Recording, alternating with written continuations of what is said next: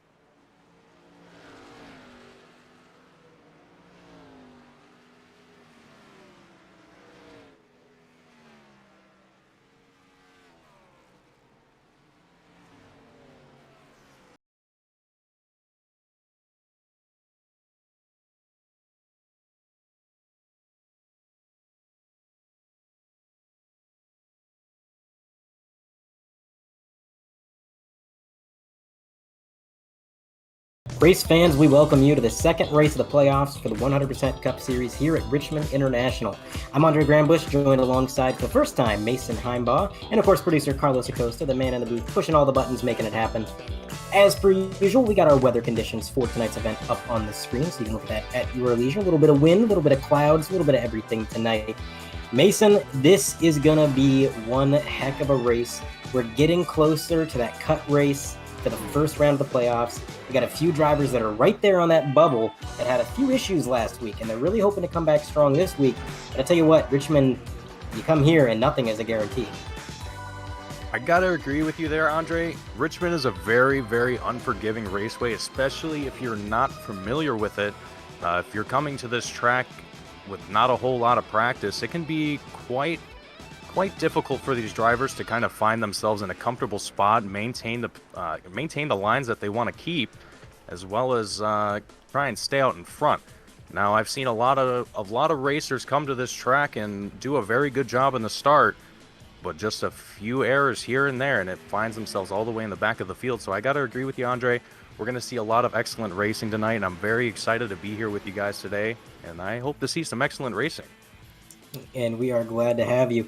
It's kind of funny you mentioned, the drivers doing good at the start and then kind of fading. That's what we see a lot of times in these longer events. Drivers, they get into their car, they run these first, initial segments of the race, and mentally they're focused, they're sharp, they're there.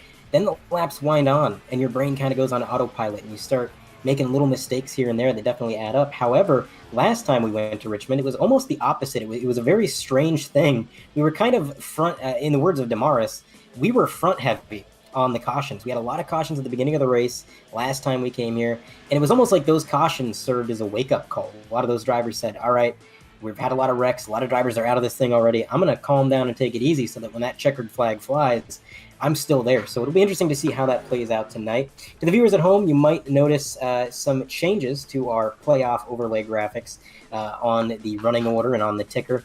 We have a new color, that being blue, as you can see right there, Damaris Hickenbottom in the 09. He's highlighted in blue. Now that means he's on the outside looking in for the cut line. In the case of Damaris, he is 1 point outside of that cut line. And that's really how close it is, Mason. We had a lot of playoff drivers last week that had issues, but the thing is, when everybody has issues, you don't really see points changing hands very much because, they all had a bad points day. So it kind of levels out. And you can see right there on the right-hand side of the screen, Damaris 1 point out behind RJ Root, Mason Lowry -3 behind him. So he's close, but I do not believe Mason's going to partake in this race tonight. I think he is pretty much done for the season from what he's told me due to ongoing internet issues in his area.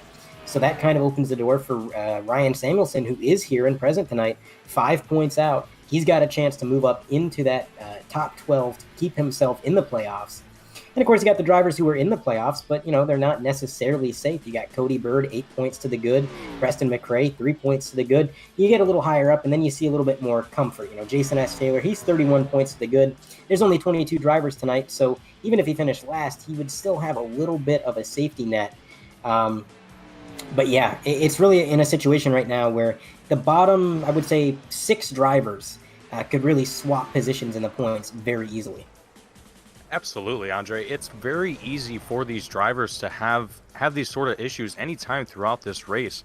And given this kind of strange layout that we have here at Richmond, it allows these drivers to kind of get into some weird situations where they might find themselves doing really well to start off with, and then they find themselves in maybe going 3 wide through a turn, and someone gets into the side of one another, and that sends you back a few spots, and you're having to work your way back through the rest of the field to gain those spots back, and that can kind of be a very, very difficult thing to regain, especially when you're considering how close you are in points. It can be very tricky for some of these drivers to maintain their spots, and especially with how long this race is, I'm very curious to see how well these drivers are going to be able to do it, especially these drivers here that are very close in these points in this bubble here. So we're going to see a lot of, I think, very competitive driving here tonight, especially from Damaris Hickenbottom, Ryan Samuelson, as well as Chad Edwards. I think it's going to be quite the interesting race here tonight for these guys.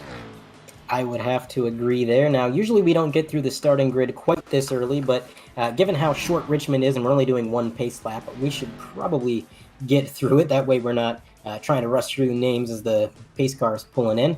But the drivers have completed their qualifying prior to the session as per usual. And I'm going to go ahead and take 1 through 10. Jonathan Delaney sits on the pole in that number 9 machine. He ran a 21.633. On his outside is going to be Bryson Hicksonbaugh, the only driver locked into the next round with a win last week at Darlington, a dominating win, nearly lapping the entire field. He posted a 21.7 in qualifying, so about 7/100ths of a second difference.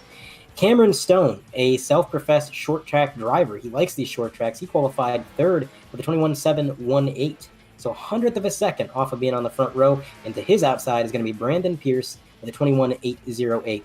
Looking a little bit further back, you got Dustin Hall and Preston McRae side by side. Great qualifying effort for 6th place Preston McRae with a 21.885. In that 53 machine. He's looking for some redemption after a few bad races over the last few weeks. Chad Sander in the number 6 and Lucas Hoitzma are going to make up the next row. And rounding out your top 10, Matthew Gaskins and Sean O'Brien Jr. And rounding out 11 and 12 is going to be Kevin Steele and Robert Miller. 13 and 14 is going to be Damaris Hickenbottom and Dylan Kritz. 15 and 16 is going to be Josh Ward and Randy Drumhiller. 17 and 18 is going to be Andrew Russo and Jason Chambers. 19 and 20 is going to be Cody Strom and Dalton Mobley. Excuse me for that. And 21 and 22 is going to be Jason Taylor and Alex Princeton. And last but not least, 23rd is going to be Ryan Samuelson. And there we have it, the entire grid. We got it in this week. That's you're new here, Mason, but it's kind of a rarity that we get that in. Seems like sometimes we're pressed for time, and we're glad to get that in. But the drivers are gridding up. They're on the front stretch. Of course, this is not one of the tracks where you start from pit road, so they are climbing in the cars, getting those engines fired up. We're going to make one short pace lap around and see what these drivers can do. Of course, last week at Darlington, it was really... I want to say it was an oddity, but we've seen it a few times out of Bryson Hicksonbaugh where he just goes out and he's just got something that nobody else does. He lapped up to 3rd place. I think 3 cars finished that race on the lead lap. But here at Richmond, I don't think we're going to see that. I think we're going to see a lot more close competition simply due to the fact that we're going to probably see more yellow flags. They're going to bunch the field up. The game's not quite as lenient with yellow flags here at Richmond as it is at Darlington. So a lot of that is going to be going on. And of course, just in general, it's a short track, so you can't really run away and get that clean air. You're always in traffic, which is always going to give the driver behind a chance to catch up if you get snagged by a lap car at just the wrong time. But the pace car is going to go around again, it looks like. So we actually are making one additional pace lap. Wonder if they... I think there might have been some confusion there, Mason. Looks like the leader actually got on the throttle and then realized the pace car was still there. Looks like he was ready to go there, Andre. I think he was... ready to get the action going here, and I think everyone else is ready to get going here too. Richmond is a very exciting place to race at. It's a lot of great action that you can get out of this track, especially with as many drivers that we have here and the cars that we're driving here today. I think we're going to see a lot of really great action, and I think these drivers here today are really excited to get this race going. And I hope you all are too. Absolutely. We got the low downforce, high horsepower package, the package that I think a lot of these drivers prefer. So it's going to be a lot of fun. As there goes the pace car for real this time. He's going to make that hard left turn and just avoid the sand barrels. And it's going to be Jonathan Delaney leading them to the green for the first time tonight. And it's a huge jump out of the driver of the number 9. He's going to get a good 3-car length gap going into turn 1. And immediately, Cameron Stone in that 57 is going to waste no time moving up the running order right into second place around Bryson. Now, again, Cameron is a bit of a self-professed short track ace. He loves these shorter tracks. He loves this high horsepower car. And he said coming into these playoffs, he's going to turn it up. He's going to run a little bit better than he did in the regular season. And he's going to make his presence known. That's what he did last year. You know, he was kind of back and forth, a little bit of a bobble there out of the 57, but kind of inconsistent during the regular season. And then, playoff times come and he turns it on. And that seems to be what he did tonight. Is now Bryson falling back a little ways as Brandon Pierce is running 4th behind him. Now, the interesting thing about this league, Mason, is that it is open setup. So these guys can pretty much do whatever they want to the cars within the realms of legality. And what you often see is, some drivers have long run setups, some drivers have short run setups. And especially tonight with the track temperature changing as the sun goes down, you're going to see a lot of positions changing hands just due to the difference in setups. Yeah, Andre, that's the really interesting part about this series as well. I gotta agree with you. You know, you have all of these drivers that are running maybe similar setups in some sense, but you also have drivers that are running things that may just be completely alien to what other drivers are running. And as you've mentioned before in other races, these drivers sometimes they'll make changes during the pit stop and just do all kinds of different things to their cars during the race to make things just a little bit different, a little bit better throughout the race. And I think that's what we're going to see here tonight as well, especially given just how unique this track is and how short it is. We're going to see a lot of different drivers doing maybe some different things. Some drivers are probably going to stick with what they have, but otherwise, yeah, you're going to see a lot of interesting action from these drivers who are probably manipulating their setups going into pit road and whatnot. Absolutely, and one of the drivers that seems to have quite a bit of short run speed, as we're 7 laps in, Cameron Stone, he was able to make the move to the bottom of Delaney. He passed him like he was standing still. I mean, he made it look like Delaney was just a lap car letting him go. Something in that 57 is just absolutely dialed in. So much speed in corner entry and on corner exit. Seems like he's just getting on the throttle a little bit sooner than some of these guys, and it has almost bit him a few times. I mean, I've noticed that Cameron is getting on the throttle about 20, 30 feet sooner than Delaney, but he's gotten sideways quite a few times doing that. You do that too many times, you're going to be burning up your tires. And thing is, I'd like to say that you're going to want to preserve and that we're going to get some long green flag runs where you want to take care of your car, but I don't think that's what Cameron's planning on up there. I think Cameron Stone's kind of planning on some cautions because that car's got a lot of short run speed, and with how sideways he's getting it on exit, I don't think he's too worried about conserving. You know, and when you're in this position, especially leading out as far as you are out in front of the field, you know, you can kind of get a little comfortable maintaining the gap that you have. But yeah, like you said before, you have to kind of keep in the back of your mind, what's my fuel look like? How are my tires feeling right now? All of these things are going to start to affect you later on in the race in a lot of different ways. You're going to have drivers starting to catch up to you and putting pressure on you. That's going to force you to want to drive harder, drive faster, and your car's not going to be able to keep up with that. You're possibly going to find yourself into a wall or into another car, and that's not going to be ideal. But if you can play it smart and play it as effectively as you can and be consistent, it can possibly work for a lot of these drivers. But as we've already seen, we have a little bit of shake-up here with some of these drivers kind of wiggling and bobbing and weaving a little bit coming out of these corners. But so far, everyone's doing a great job, and I hope to see that consistency play forward for these guys leading out in front right now. Oh, and on your screen, Matthew Gaskins has an issue right there in the middle of the tri-oval, and it's a high-speed game of ping-pong from there. Cars piling in. He nearly pulls in front of... Oh, and then he does pull in front of Jason Taylor. Oh, man. That was a brawl on the front stretch. Let's go ahead and take a look at our 3-wide TV replay. This is the number 37 car on your screen. He was right behind the 79, who just got a little loose out of the turn, tried to save it, and it was just that overcorrect. It got the grip, and it snapped. But as if getting into Jason Taylor once wasn't enough, after the incident, he pulled out in front of him. He made contact the second time, which you'll probably see here in this replay. Is there it is, Gaskins going back up the track. Near miss, I think, by that, I believe that was the 30 car. Right here, you can see he's pulling up the track. Jason Taylor's pulling down, and just a little bit of a kiss to the driver's side door as we go on board with Gaskins. Yeah, and you really hate to see that happen too for these drivers, you know, and that's all it takes for incidents like this to happen, is just that little bit of slip coming out of these turns. When you're trying to get back onto that throttle going into these straightaways, it can be a real devil to these drivers, and it can cause these massive wrecks. It's a little bit of a shame too to see that you know, that these guys are kind of getting into each other a little bit, going around these kind of incidents here, but that's bound to happen. Things happen, so can't really give them too much. Absolutely. Now pit road was pretty interesting there, Mason.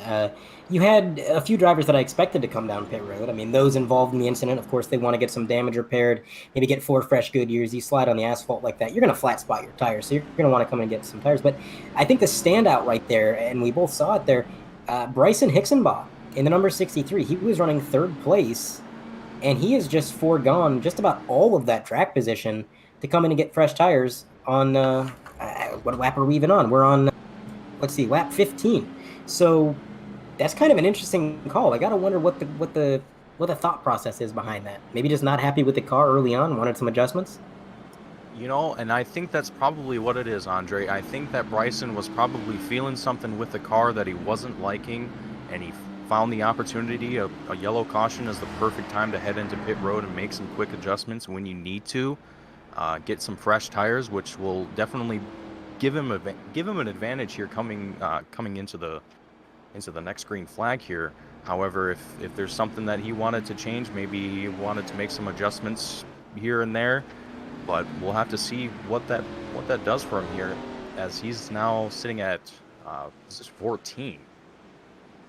That is a lot of cars to pass here at a track like Richmond. You know, we talked about it a little bit at the top of the broadcast, but it's hard to pass. You know, these short tracks, sometimes you got to show somebody the chrome horn if you want to get around them. But this early on in the event, you don't want to be doing too much of that, because you're going to find yourself making some rivals pretty soon. And it's going to be a rough ride, I think, for Bryson. But I mean, he's a good driver. We know that, so we'll see what he can do with it. But we are about to go green as the drivers are making their way down the backstretch for the last time this yellow flag. Now, here's what I'm curious about. Can Cameron Stone recapture that lightning in a bottle that he had in that last stint? As they come out of turn 4, looks like the number 9 is going to get a phenomenal start to the outside. He's not letting Cameron Stone get away that easy, as they're going to enter turn 1 bumper to bumper. Nothing like the first start that we saw initially, where Delaney got a huge gap. Cameron is under fire hard from that number 9. Yeah, Jonathan Delaney definitely putting the pressure right now on that number 57 machine of Cameron Stone. He's definitely trying his best to try and stay behind. But it looks like Cameron's actually gaining a little bit more speed going into that straightaway, coming out of, I believe that was turn 2. Right now, Jonathan's still going to have a little bit of a gap to close in order to stay behind that number 57 machine effectively, but he's doing a great job so far. I don't think he's gonna lose that spot anytime soon. But if Cameron Stone lets up on that throttle any little bit whatsoever, Jonathan's definitely gonna take advantage of that and get behind that car, maybe even get around him if they can. Yeah, Jonathan definitely putting himself in the catbird seat. On our 3 TV multicam we had up for a minute there, you saw the number 63, who we're now following along with the camera. He's been making some moves. He's gone up a few positions from the initial 14th that he started in. He's already up to 8th, and it kind of goes to show sometimes building up respect in a racing series is pretty important, because a lot of these guys that Bryson's pulling up behind in the corners, they're not giving him any trouble. You know, they see this 63 roll up behind him, and it's almost like they're thinking in their mind, all right, he's locked in, he's not my competition, he's not a threat, and this is a guy who's won, I believe, 7 races this year already. So maybe give him a little bit of room, you know, maybe not hold him up. And it seems like that reputation is what Bryson is using to his advantage expertly to move up through the grid. And again, I think him being locked into the next round with his win last week at Darlington, that kind of allowed him to make that call, to come down pit road, get a fresh set of tires, make some changes. Because if it didn't work out, you know, if he wasn't able to carve his way through the field like he's doing right now, he's still moving on regardless. He could finish last place tonight and not have much of an issue as we go on board with that number 63 Hugger Oranges machine. He is now up back inside the top 5, so wasting no time. But a driver I do want to mention who doesn't exactly have the luxury that Bryson has is Jason S. Taylor, you know, who had those issues in that incident. He got caught up not once but twice in the same wreck. He's currently running 20th, 9 seconds back. Now, Jason S. Taylor, he had about a 34-point buffer, and we're in a 22-car field. So right now, he is putting himself closer and closer. Yeah, right there. It was a 31-point buffer in a 22-car field. So he's putting himself right now in a situation where next week, he's going to be a lot closer to that cut line, and it's going to be go time. He's going to have a really good run next week, because this week, I think is, you know, he can stay out on the track and he can pass the cars that maybe get involved in accidents and have DNFs. But, ooh, we do have a race for the lead. Jonathan Delaney caught up to Cameron Stone, and he is now to the inside, diving down to the bottom of turn 1, hugging that yellow line. Can the bottom prevail? I think that's the preferred line right now, and it probably will be until the sun begins to set. But he gets a little bit sideways out of the corner there, Mason, and that allowed the 57 to stay to the outside. But there it is. Jonathan Delaney lunges it down, gets clear. The question now is, can Cameron pull the crossover? And I think Cameron is definitely on a mission right now to try to make that happen. He's definitely working a very close gap there to that number 9 machine of Jonathan Delaney. He's almost on a bumper there, going into, I believe this is turn number 4. Going into the straightaway, he's losing a little bit of time, a little bit of speed, but that's all right. He's still up in front. He can make something happen. He's just got to stay consistent and try and not lose any more distance than he's already got at the moment. And closing in behind them with Bryson Hicksonbaugh and Brandon Pierce as well, kind of in a little combo. They're both sort of also working their way up to the front of the field as well. They're going to start putting pressure on those guys as they start getting closer and closer. And as Bryson Hicksonbaugh in 3rd place, he's a very fast car right now. I think he's going to be a force to reckon with here in the next couple laps. I agree 100% as we ride on board with Robert Miller there. He's working his way around the Black Flag Motorsports 34 machine as they are navigating the corner there. But you talked about how Hicksonbaugh and Brandon Pierce, they're working their way up as kind of a team. And I want to talk a little bit about Pierce because I feel like I've said for a long time that Brandon Pierce, his day is coming. He's a phenomenal driver. And when he signed on to Team Conti, that was taking a phenomenal driver and then putting him on a team with one of the best crew chiefs, I think, in iRacing, Adam Benefield, who is not present tonight for the race. But, Adam Benefield, former Coke Series driver, current Coke Series crew chief, you take that kind of knowledge and experience and you apply it to a driver like Pierce, and it's almost inevitable that he's going to get better and better each week. And it seems like he is as he's riding in 5th. But, man, Cameron Stone dropping down the grid even further is Bryson Hicksonbaugh from 14th to 2nd under green here at Richmond. That number 63 is dialed in, and he's actually closing in on Delaney. And the scary thing here is, Mason, Bryson is gaining on the leader while navigating traffic. So now that he's got nobody in front of him, his sights are set on the leader. I feel like he's only going to continue to close in. And I got to attribute this to those 15-lap fresher tires. I mean, you know as well as I do, Mason, at a short track, 15 laps is an eternity on a set of tires.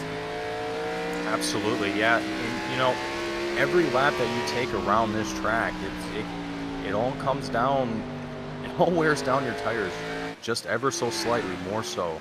And it makes it harder and harder to follow the same line each and every single time. And a lot of these drivers are going to find themselves wanting to prefer to stay either low or in the middle, wherever it is that they want to stay on the course. But as their tires start to get older and older, that line is going to change, and it might force these drivers to have to adapt on the fly. And you might see where some of these drivers start to fall back. And I'm almost thinking that's what's happening here with the number 57 machine of Cameron Stone, is that his tires are starting to get a little bit older now that we're getting a little bit farther into the race here. We're on lap 34. And as we're having a battle for 3rd right now as well, we have the number 10 machine of Robert Miller getting around the front of the number 57 machine of Cameron Stone. And as I said, I truly think that Cameron Stone right now is having to deal with a lot of the degradation of his tires right now, and he's starting to get a lot of competition from a lot of these drivers starting to work their way up the field. And on the topic of tires, one thing to remember, Bryson he's a hero right now. He's got freshest tires in the field pretty much up front. And Delaney, once he gets to him, I mean, he's just not going to be able to compete with that. I mean, the fresh tires are going to make it pretty easy to make a move and take the lead. However, that doesn't come without a cost. He doesn't get to come down pit road and just take a free set of tires and take the advantage that holds and drive away with it. Just like real life, in 100% Cup Series, there is a tire set limit. And last week, we had 13 sets of tires at Darlington. So 13 sets of tires, you don't really ever got to worry about that. I mean, really, in most cases, that is more than enough to get to the end of the night. But tonight, here at Richmond, we have just 9 sets of tires, as Bryson is going to make the move for the lead. Jonathan right on his bumper, but not for long. Bryson able to get on the throttle just a little bit sooner, puts a gap between them, and that 63 is away. But with a 9-tire set limit, if we stay green, that's plenty, Mason. But if we get a lot of cautions, which we very well might, I mean, it is a short track, that 9 sets of tires starts to dissipate pretty quickly. Absolutely. I got to agree with you there, Andre. 9 sets of tires, it sounds like a lot when you're here at these short tracks, but like you said, when you start to get all these cautions coming out, and so far we were thankful to only have one so far in the duration of this race here. It's, you know, you never really know what you're going to see throughout the race, so you can't really see into the future and kind of predict what you're going to be using throughout the race. So if drivers are hoping for a completely green race and they're banking on being able to pit at this lap and do this or do that, they might find themselves in a little bit of tricky situations and having to change their plans as they go. But that's what makes extremely interesting, excuse me. And I gotta say, man, it's going to be very interesting to see what a lot of these drivers are going to be able to do once they start to realize kind of where they are in the field and what they need to do to kind of work themselves up the field wherever they may be in the race. Absolutely. I mean, that is a big part of being not just a stock car driver, but I think a race car driver in general is just making calculations on the fly and trying to figure things out as it goes. And I think Bryson, he's made his calculation. He's kind of seen the way that this race has gone. And I think Bryson's already decided this is going to be a largely green flag race. I don't think he's planning on a lot of cautions. If he was, I don't think he would have taken that set of tires. So he's kind of, I think, of the opinion that we're not going to get very many yellow flags. It's going to stay green. That's how he's kind of adjusting his strategy. Cameron Stone, on the other hand, back there in fourth, I think he's got the exact opposite idea, or at least he did coming into this race. That car, that number 57, it had so much short run speed. Nobody could compete with him in the first 15, 20 laps of a run. After that, the car falls off the face of a cliff. I mean, it's just gone. He's getting just pushed down the running order. Cars are catching up to him, passing him. There's not much he can do about it. And I think that's because he set that car up to be fast on the short run because he was expecting a lot of cautions that we just haven't had. So a lot of different strategies, a lot of different ideologies of how you're going to run your race. And so far we've seen winners and losers. But like you said, Mason, at a track like this, it could change at any given time because cautions do breed cautions. And while we've had a long green flag run here, if we do get a road caution, that could just lead into more and more and more. And if that happens, then suddenly Cameron Stone's not on the losing end of the stick anymore. Suddenly he's got the advantage in his hand. So it's definitely going to be interesting. And just a quick update on some of the playoff drivers. You might see a couple of names in blue over in the top 20 on the left-hand side of your screen.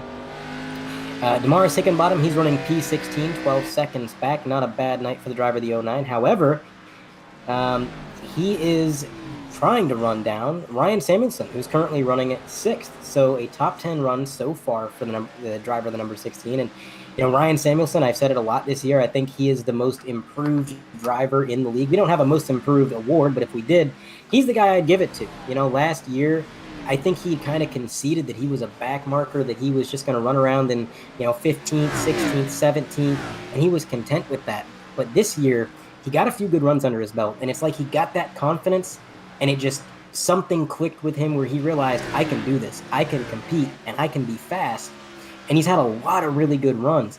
Now, running P6 right now where he is, I believe, and this is just some estimations on my end, we don't have live point scoring, but I think right now where he runs, that would put him above the cut line. He was only 5 out. He's ahead of Damaris. He's ahead of a few other playoff drivers. If he could finish inside the top 10 where he's at right now, that would be a phenomenal night for Ryan Samuelson. So we'll have to keep an eye on him and how he decides to run his strategy. But we are approaching lap 50 of stage 1. And tell you what, it's been a pretty tame stage so far, Mason. I gotta agree with you, Andre. It's been a very interesting, a very clean race so far in this first stage. And, we're seeing a lot of really great competition, especially here out of the number 30 machine, who just got around, I believe that was, apologies for that, the number 38 machine, I apologize once again. Whoa! Dustin Hall involved in an incident there in the tri-oval. Damaris Hickenbottom just weaving through it, I think. The playoff driver saving his playoff hopes with that weave. And that's the 07. That's Hoytsma sitting in the middle of the straightaway as the number 63 works his way around. And Hoytsma's going to take a tow. That's never something you want to do at a short track because that'll put you many laps down. But here it is coming through the tri-oval. Looks like, man, that was really strange, Mason. It looked like Dustin Hall just turned right in the tri-oval there. Man, what a close call by Damaris. That almost screams equipment failure to me, Mason. I mean, the way this number 1 turns right, how else do you explain that? You gotta agree with you, Andre. That just, yeah, that does not seem normal. You know, normally when you would see a car kind of wiggle and crash in front of you, you don't turn in the direction that they're going. So that let's take one more look at that real quick. It looks like he might have tried to react to the number 30. Yeah, he did actually. It looks like he. Looks like, yeah, he definitely tried to avoid that car crashing on the right side of him. And it looks like he wasn't able to keep control of it and dove into the wall. Unfortunately, I hate to see that happen. This is riding on board with, I believe, Alex Princeton, who's going to just pile in. I mean, he had nowhere to go. I don't think there was anything he could have done in that situation to really change the outcome. He could have got on the brakes. He could have locked up his tires, but I don't think that would have changed anything because he had cars behind him that probably would have piled into him. So just an unfortunate incident. Now, this is going to be a good camera shot here, Mason. This is riding on board with Damaris Hickenbottom, who already had a little bit of right front damage prior to this, it looks like. And you're going to see it all go down in front of him. And look at this reaction time. On the brakes, hard left, hard right, weaving through it. That's some experience right there. Absolutely impressive there from Hickenbottom there. You don't really get to see that a whole lot here in iRacing, but when you do, it's really great to see that excellent crash avoidance there. And I think you're definitely right there, Mason. You made the call that he may have been reacting to the 34 when Dustin Hall got a little sideways, and I think you're right. I think he was reacting to that car, and you know, a lot of people, you know, the viewers at home might not realize, but especially at a short track, these cars, the way that they're built, the geometry of them, they don't like to be pinched. You know, if you exit a corner really low like the number 1 did, that kind of shifts the weight on the suspension, and it makes your car feel a little bit floaty because your car is kind of built to arc out of the corner up to the wall. And if you deny it the ability to do that, you're messing with your suspension, you're pinching the geometry of the car, and it's a lot harder to control. So when Dustin Hall made that split-second decision to try to avoid the 34 car, it just got his car a little unsettled. So sometimes, even though the bottom is the preferred line through the middle of the corner, if you're stuck there and you get pinched there on exit, you're going to have a bad time. Yeah, it can definitely find you in some really tricky spots, and it's unfortunate to see that happen. But, you know, you got to give credit to these drivers trying to do their best to avoid these crashes where they can. It's you know, like you said, these cars are very, very tricky to handle on these short track courses, and as we're heading back into a green flag run here.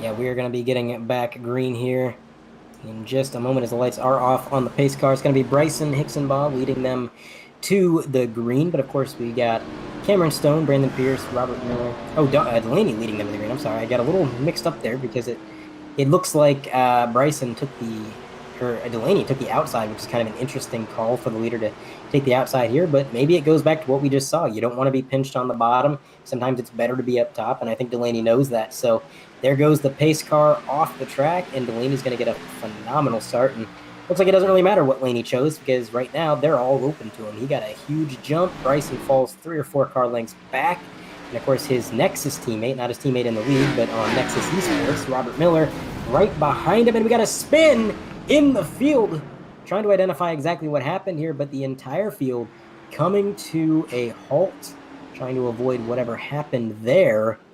I believe it was maybe the 34 car again, which yeah, it was. Ooh, if that's the case, the thing about this race here, Mason, is we got an incident limit set to 17x. And that 34 has been involved in a couple incidents, so he's going to be kind of tiptoeing around for the rest of the night as we take a look at the replay.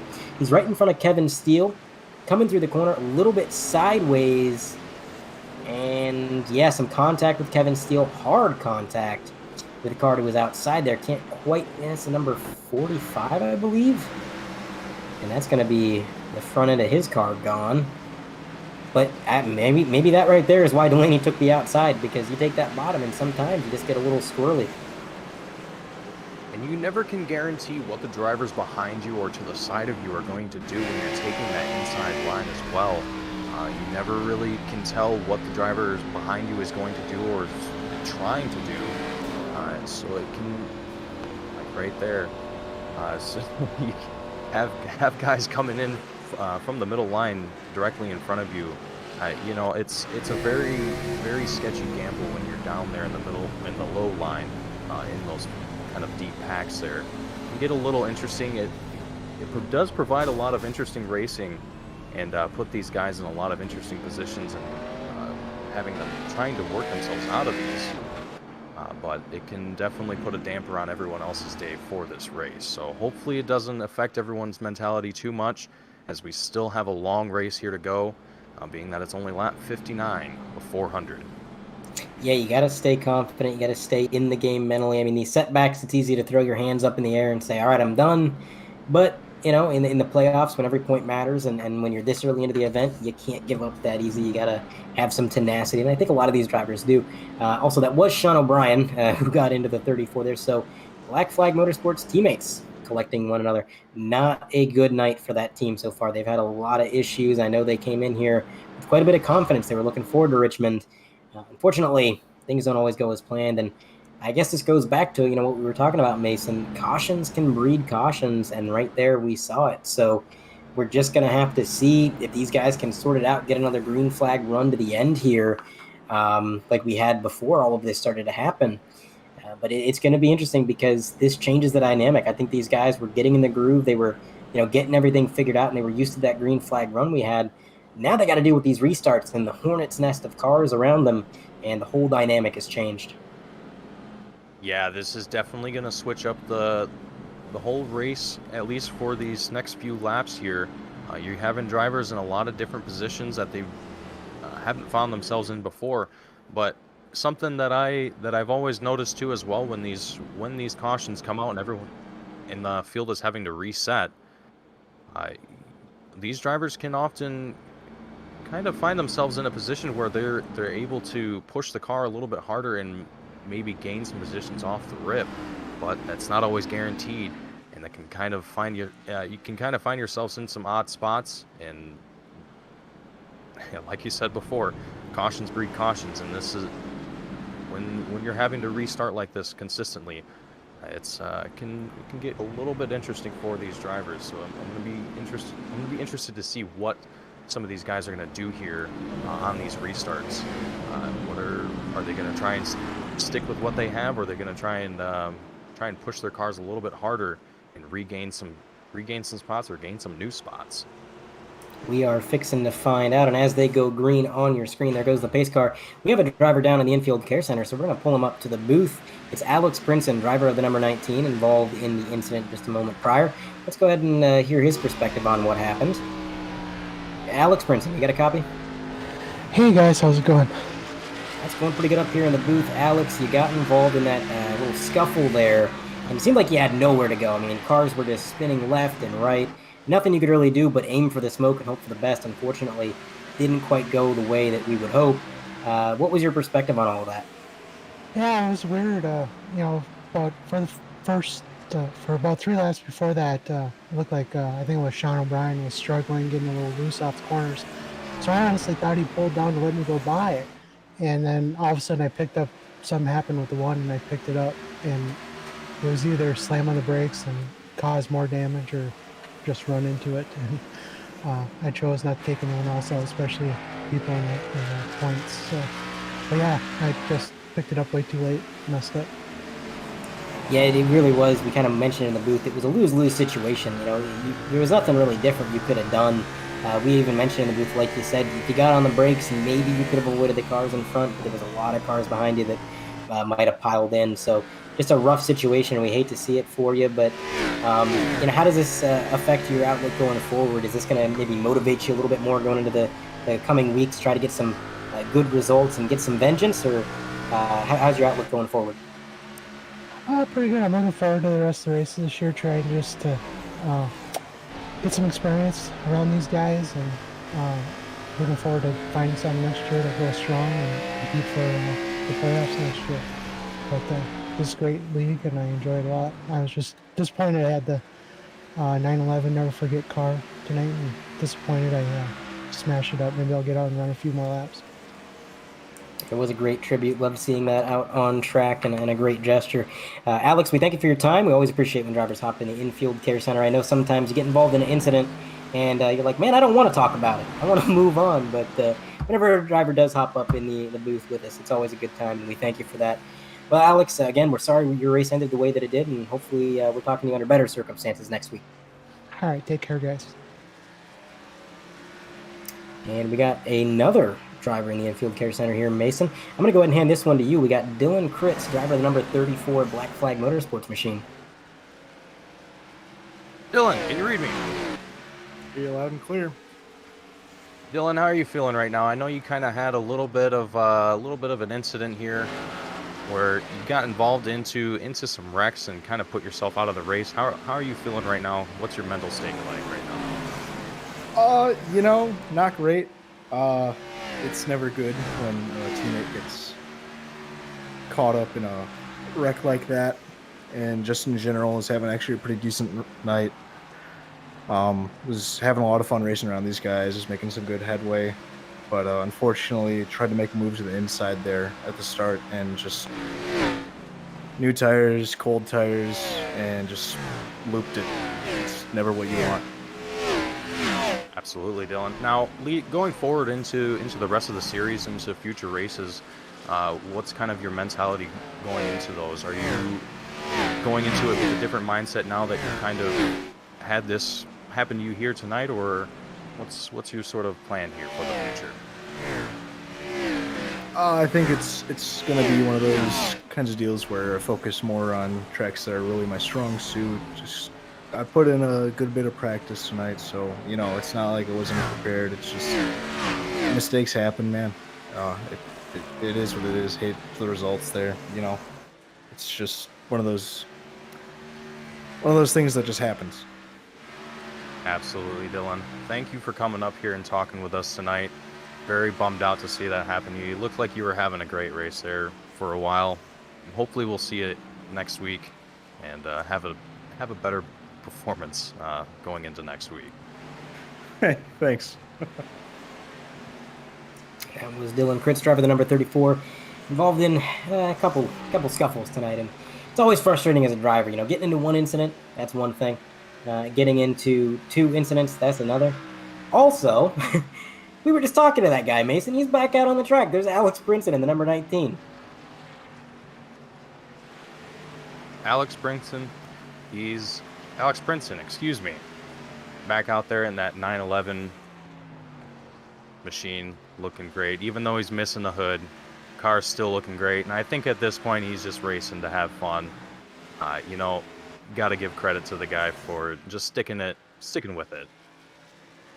Absolutely. Anytime a guy can go back out and finish out the race, then that is what it is. But we got 5 to go in this stage, and Jonathan Delaney currently leading the way. Cameron Stone made his way up to second. He did restart fourth there on the prior restart. Now, obviously, Cameron Stone, he's got a lot of short run speed in that number 57. But the thing about Delaney, man, that car seems to be pretty scary for the competition because he has it all, man. He's got short run speed. He's got long run speed.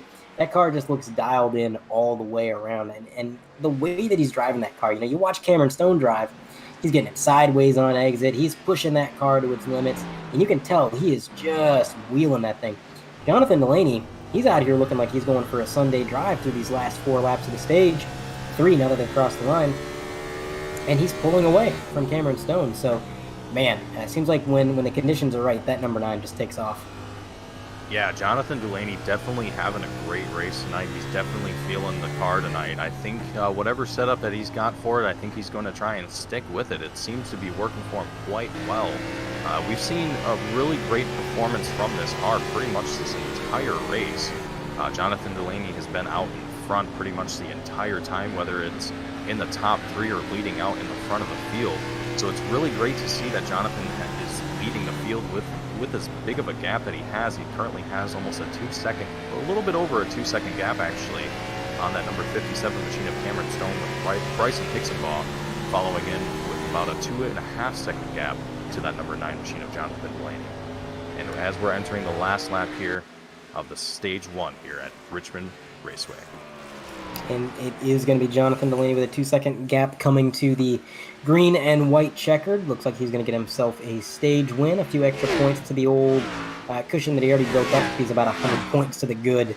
And if he can win here tonight, that'll lock him into the next round, so even better. And he did say that he wanted to win Richmond. He came to this race with every intention of doing what he's doing now. So yellow flag does fly, and your official top 10 for the stage: Jonathan Delaney, Cameron Stone, Bryson Hicksonbaugh, Robert Miller, Brandon Pierce, Ryan Samuelson, Preston McRae, Kevin Steele in the 8th position there in the 24. We've got Jeff Ward in the number 67, and we got, not Jeff Ward, I apologize, in the number 67, and Sanner in the number 6. They're going to round out your final stage point tonight. Now, of course, Sanner, Ward, and Miller, they're not really in the playoffs. They're just here to try and solidify where they are outside of the playoffs and have a little bit of fun. So, great performance out of those guys, and now's the time to come down pit road, get those cars serviced, 4 fresh Goodyears and fuel. And I think stage 2 is going to be a little different here, Mason, because, not only do we have a lot cooler track temps. I mean, the sun is now officially completely down. The sky is black as night. The lights have come on, and they got a lot more grip out there. But also, stage 2's race distance a little bit longer. We got to get to lap 235.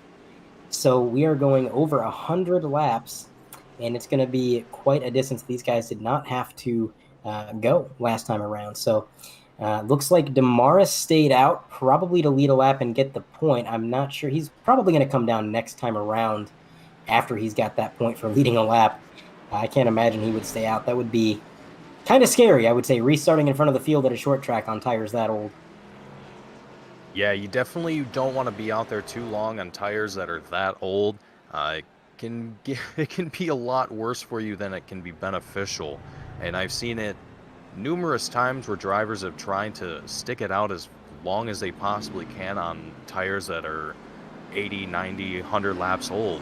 And some drivers are able to do it if they're very talented, but a lot of drivers are not able to, and they're overconfident in their abilities, and it's caused them to fall behind in the field quite significantly.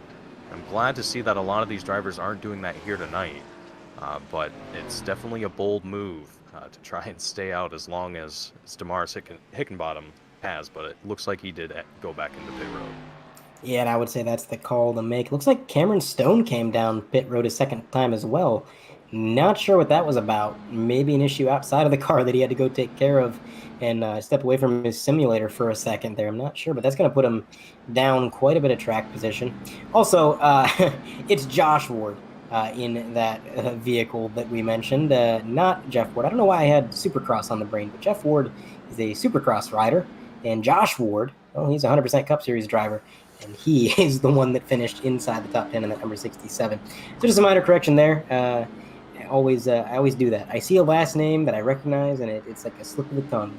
But we got her corrected this time. But yeah, this restart's going to be something. Like I said, this stage is going to play out quite differently than the first, especially because now we got a few unfamiliar faces up front. I mean, we've got Robert Miller, who, he's not an unfamiliar face up front, but tonight he is. He spent a lot of tonight in the pack, just outside the top 5 or just inside the top 5, not really up there dicing it up with the leaders. But now he's got fresh tires, he's got the track position.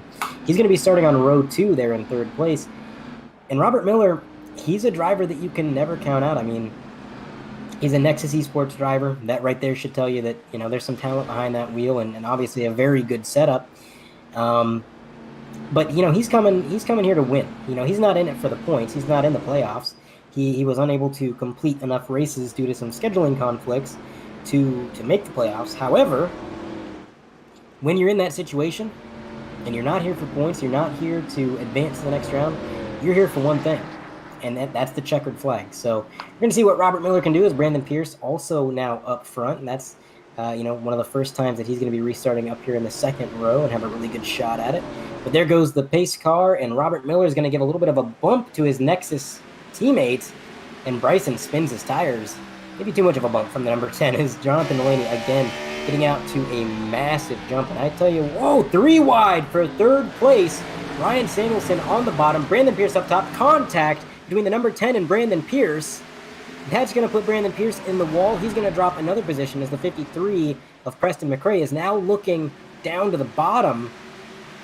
And McRae gets sideways, so that's going to allow the 38 around. What an eventful restart. Ryan Samuelson taking advantage of every opportunity there, moving up into fourth. What a restart. Yeah, Andre, I gotta agree with you there.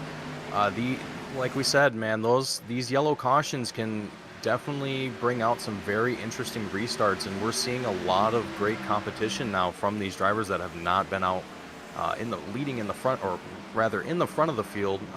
Brendan Pierce being one of those in that number 38 machine, who's trying to close his gap with the number 10 machine of Robert Miller, who is trying to work his way into the bumper of that 63 machine of Bryson Hixenbaugh, as our next caution enters out into the field.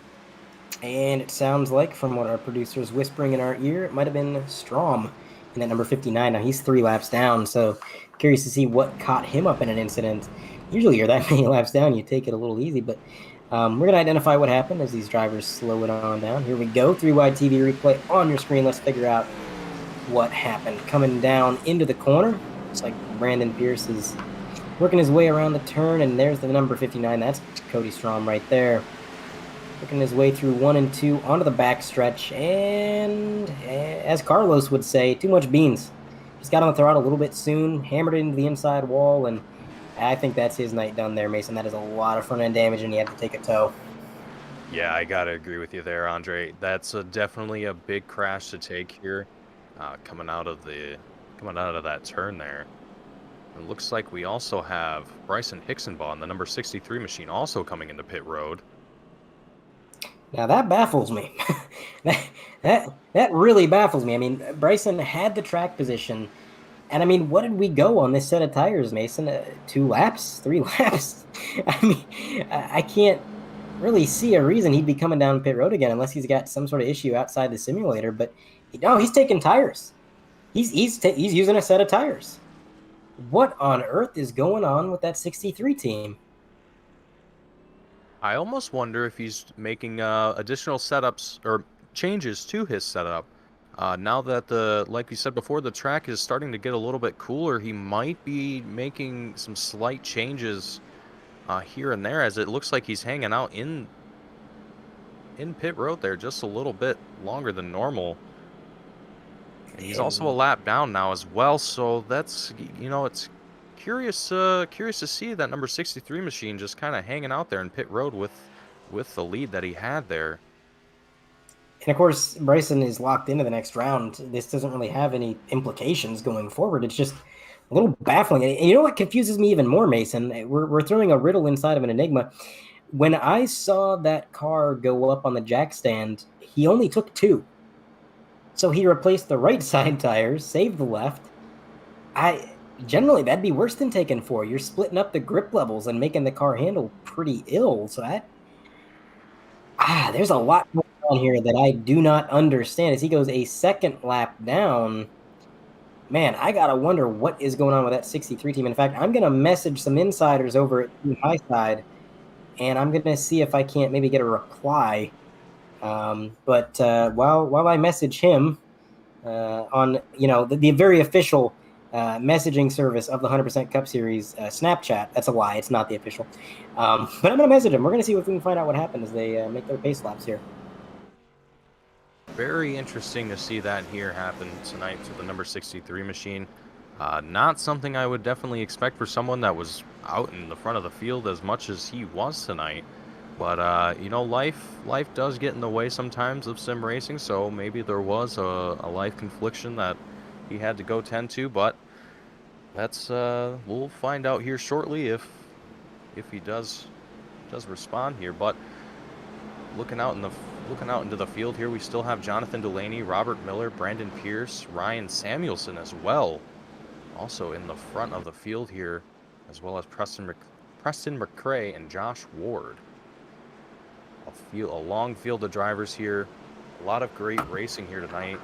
All right. Not to cut you off there, Mason, I did get a reply from Bryson in Snapchat. He said he's having internet issues, which is strange because we didn't really see him blink But next caution, if we get another one, he said he'll be in the infield care center, so we'll get to hear it from him firsthand as the pace car makes that hard left turn, and we are almost immediately going to go 3 wide, Mason.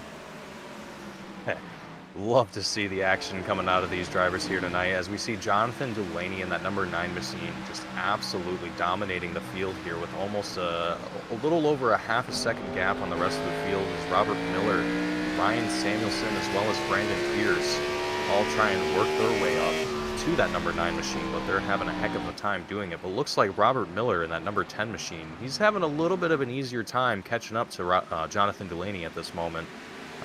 Looks like he might be able to catch up to him here in a few laps. He's looking very clean, very consistent so far. So it's going to be interesting to see what these drivers are able to do leading into the rest of this race here. Definitely. Now, Ryan Samuelson, he jumped up into 3rd. Now he's fallen back to 4th. But even so, riding in 4th, he's just having a phenomenal night. Definitely the best night out of any of the drivers who were, outside of the points picture looking in. And it doesn't seem to be a fluke. I mean, every run that we've had since he got up front, he's kind of stayed up front. He's held his ground. And, man, he is just wheeling that number 16 right now. And you love to see it. Everybody loves a comeback story. And to see somebody who's outside of the points picture, show up and bring it so well, it's pretty awesome to see. But you're right, man. Robert Miller, he is not letting Jonathan Delaney get away. He is staying right there within about 2 car lengths. And I noticed they are driving the corner almost identically. They both enter high, they drift it low, and then on exit, they're straight up to the wall. Neither of them are driving it in any deeper or less deep. Nobody's really getting on the throttle any sooner. They're both running a near identical line. And a lot of that could just be coming down to, if you're the leader, if you're Jonathan Delaney, you set the pace.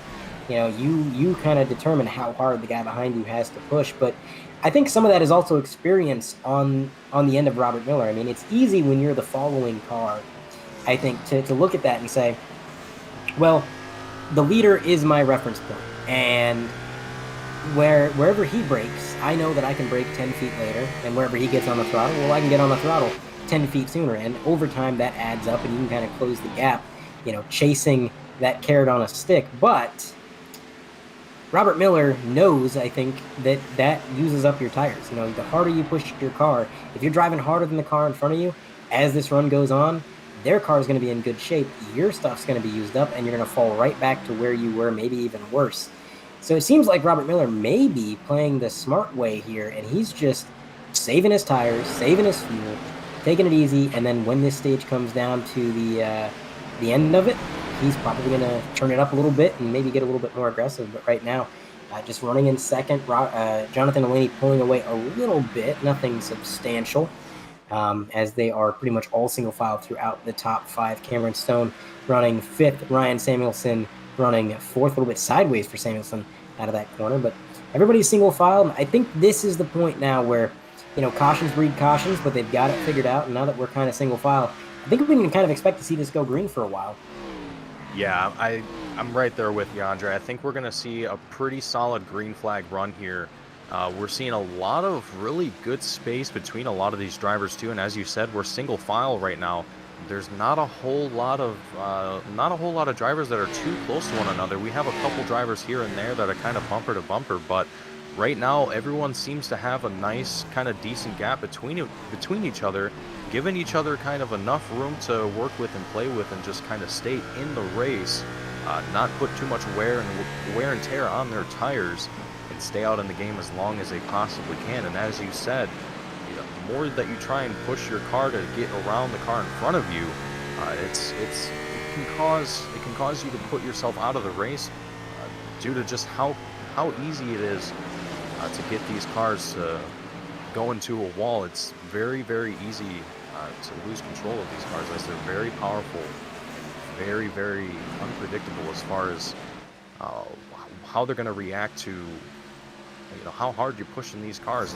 But so far everyone's doing an excellent job, and I hope to see a lot more green flag run here, as we're seeing a lot of drivers here just try and work their way around the track and do the best that they can. We're seeing a couple drivers here on your screen going side by side, getting a little bit of action in. Yeah, Kevin Steele trying to work his way around Chambers in that number 30 machine. but it seems to me like the bottom is actually starting to go away as the preferred line. I mean, if you're single file, sure, running the bottom is fine, but we saw right there, Kevin Steele, he got to the inside of the car in front of him, and his car wiggled. He got a little bit loose. He did complete the pass ultimately. No, he didn't. No, he didn't. He's still in. Well, yes, he did. He's in 8th, but he is ahead of Chambers now. But it seems like pinching your car down as this night goes on isn't the way to go. It seems like that mid to high line is starting to come to life. And I think that's pretty interesting because that's going to change how these guys are racing as we get a bump from Chambers to the back of the 24. Maybe, we didn't really catch the overtake there on the cameras, but gotta wonder if maybe Kevin Steele gave Chambers a bump, and that's why he returned the favor there. And possibly a lot of these drivers still will find themselves in spots where they're a little bit close to one another, and maybe they just get into each other just a little bit, and maybe some drivers just kind of want to return the favor, if you will, so to speak, as we're watching the number 24 machine of Kevin Steele rip his way around the track. He has Jason Chambers still behind him in that number 30 machine, trying to catch up to him as well. But everyone so far is still doing a great job. Absolutely. And, Kevin Steele, we call him Kevin Consistency Steele, and we call him that for a reason. Tonight, he has been, maybe not the fastest car on track, but definitely the most consistent. Every time I've looked, that number 24 has been in P8. And even when he overtook Chambers, they both were overtaken by another driver. So he still is in the same net position he was before. They're in 8th. And that just seems to be a lot for now until he can make some changes to that car, get it figured out. But 8th, that's enough. When it comes to the playoffs, winning is great. Locking yourself in is great. But just having a solid points day where you're ahead of the other playoff drivers and you're getting yourself a good amount of points, that's enough. You can move on even up into the round of 8, just playing it safe and making sure that you're getting points where you need them. You don't got to be the guy that's going out there and winning every single race. And Kevin knows that better than anybody. Consistency has always been his strong suit, and it's always worked out for him. Whenever he gets a win, he gets that win because he was consistent and the guys around him were just making mistakes, making bobbles. And as he progresses through the playoffs, I think we're going to see that kind of trend continue. Cameron Stone did get around Ryan Samuelson for 4th position. So that's going to put Ryan Samuelson back there in P5, but he's still running in the top 5. And again, you can't complain about that. That is a great points day for a driver that is outside of the cut line. But yeah, another standout to me, Randy Drumhiller. Drumhiller had a rough time last week there at Darlington. He was involved in a number of incidents, and ultimately I think he was getting close to that incident limit, and he decided to park it just so that he wouldn't hit it and catch any penalties or anything like that. Today, however, this is the Randy Drumhiller that we know. This is the Randy Drumhiller that showed up prepared. He's running inside the top 10, and there's not a scratch on that car. I mean, you can look at that thing. It is glistening under the lights. No dents, no scratches. He is just doing what he needs to do. He's not in the playoffs, so he's just here to have a good time. And that's essentially what he's doing. But Jonathan Delaney out to a 2-second gap now over Robert Miller, who does seem to be falling back a little bit. So again, I've said it before, say it again, Jonathan Delaney, he's got that short run speed, he's got that long run speed. But as we approach the stripe to take lap 119, we're going to go ahead and have a moment of silence in remembrance of 9/11 as they work their way around Richmond.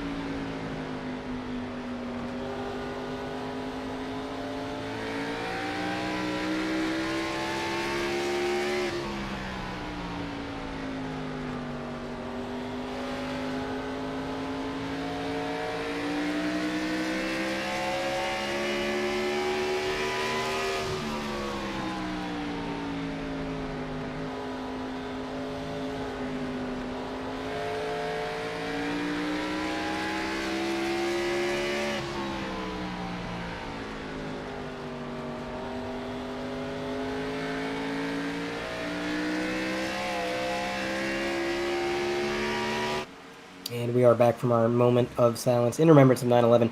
We were riding on board the whole time with the number 30, which is another 9/11 tribute scheme. Gorgeous car out there, and again, a great gesture, remembering all of those who were lost in that tragedy.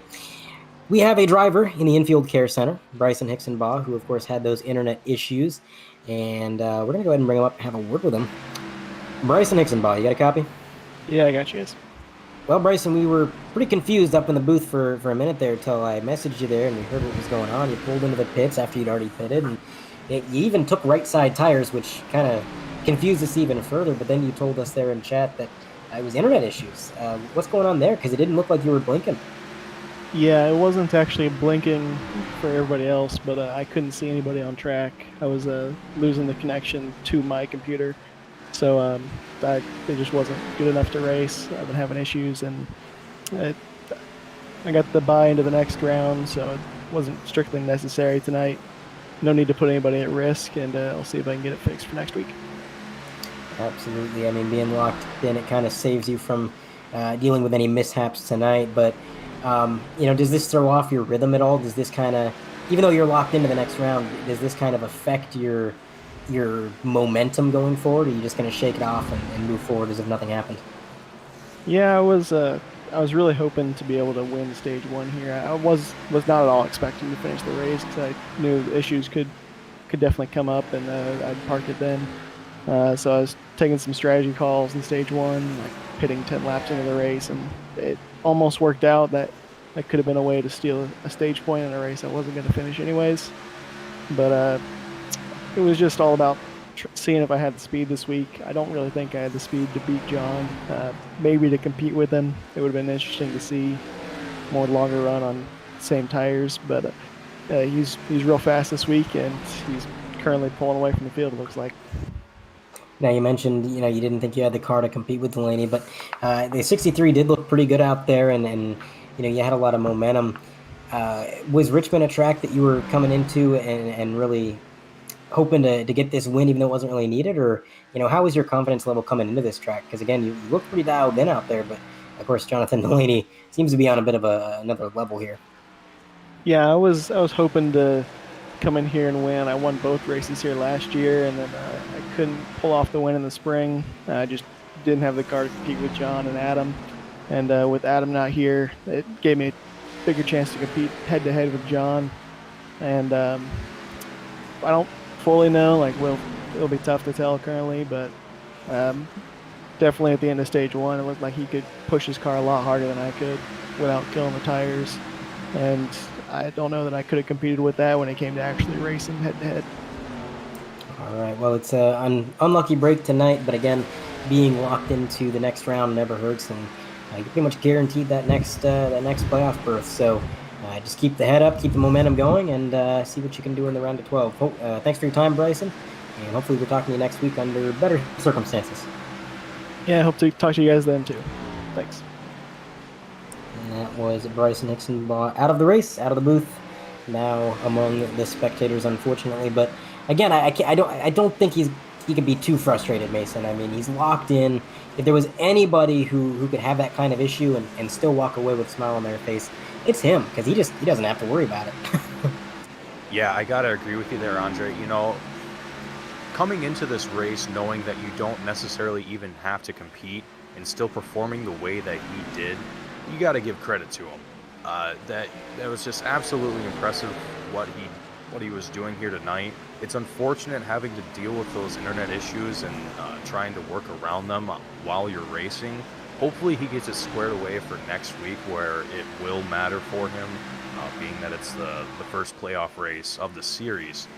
It's I really hope to see that Bryson Hicksonbaugh is able to get that recouped and put out a really solid performance for himself next week.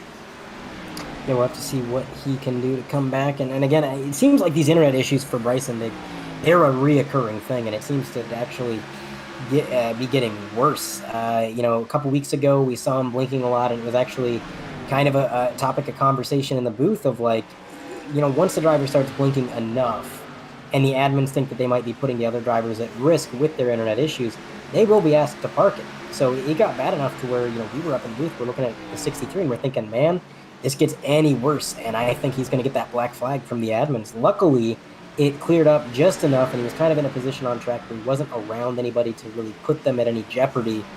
So he was able to avoid the black flag, stay in the race, and go on to win it. But if these issues continue to get worse and they continue to snowball, I mean, this is the worst time in the season. Sure, he had a buffer this week. He's locked into the next round of the playoffs because he's got that win. But eventually that buffer goes away. You have enough nights like this where the internet takes it away, and well, those points fade, and eventually you just can't move on anymore. So definitely something he's got to get figured out, and I'm sure he will. Everybody in this league, I think, is tech savvy, and they're gonna, if they have issues like that, they get it figured out. So hopefully he can get that squared away. But we have a driver in the infield care center that I hadn't even noticed was out of the race. Robert Miller. Interesting. We'll have to see what happened with him. Let's bring him up. Robert Miller, you got a copy? I got you. Robert, we didn't exactly catch what happened to you there. We don't see you on the scoring pylon. What's going on with the number 10? I had my COVID shot today, my vaccine, and I just don't feel very good. Like, I was feeling fine until that run got in, and it just felt worse and worse. And I couldn't focus at all, so I just killed it there and didn't want to be a weapon or, just not have any fun, so I just killed it there. That's I could definitely see it. I mean, I know a few people that have had the vaccine, and definitely can knock you down. It'll make you feel like death walking, essentially. So we're sorry that you ended up feeling a little bit ill partway through this race. We all know these races. I mean, yes, it's a simulator. You're not actually in the car, but you're still working the steering wheel, still dealing with the force feedback, and the mental focus that you have is just absolutely intense. And these events will wear you down over time. So you hate to see that, but before that happened, that number 10 looked dialed in, looked like you might have had something for the number 9. How'd that car feel out there tonight? It was fine, but Richmond's never one of my strong tracks. Even though I like the place, it's never one of my strong places to race, run at, and even build a setup. So once I saw John stay in front of me, I knew I didn't have a chance. Even if I was at, like full operating, not having hot flashes and feeling like I need to lay down for a minute, kind of stuff. So hats off to John for having a good car, and Bryson would have been would have done just fine without his internet issues. So good. There's that. Well, hats off to John, and hats off to you. I mean, for running as well as you were, dealing with the illness, the way that you're feeling right now. I mean, that had to be difficult, and you were still clocking off some pretty amazing lap times. So absolutely incredible there. We talked a little bit earlier in the race that you're not in the playoffs. But you're showing up, you're racing, and when you're in that situation, at least in my mind, when you show up and you race, if you're not in the playoffs, you're here for one thing, and that's the checkered flag. Is that kind of your mentality going forward through the rest of the season, just trying to get whatever wins you can just to cap off the season and carry some momentum into the next year? Yeah, and just to have some fun. I mean, this is really what this league's all about, is having some fun. That's what I want to do. I really don't have time during a week to really race, especially during my work schedule now. So this is really the only chance I get to race a full-size race with a bunch of people, at least race clean, So I try to have some fun with it. And if I can get a good finish, great. If something happens, then oh well, no skin off my nose. I don't have anything to lose. I'm not in playoffs or anything like that. So just having fun. Absolutely. Well, it was a great performance while you were out there, and hopefully you get feeling a little bit better here soon. And next week you can bring the heat and maybe get a win. Sadly, I won't be there for Bristol. I got to work, sadly. That's a shame. Which sucks because Bristol is my favorite track. I grew up in Bristol, and so I love racing there, but it's okay. I'll be around for Vegas, hopefully. And this should be a Saturday race, which I should be there for, so we'll see. All right, the Vegas comeback. We're going to see what that number 10 machine can do. Again, Robert, we thank you for your time, and get well soon, man. I appreciate it. I'll have a good night.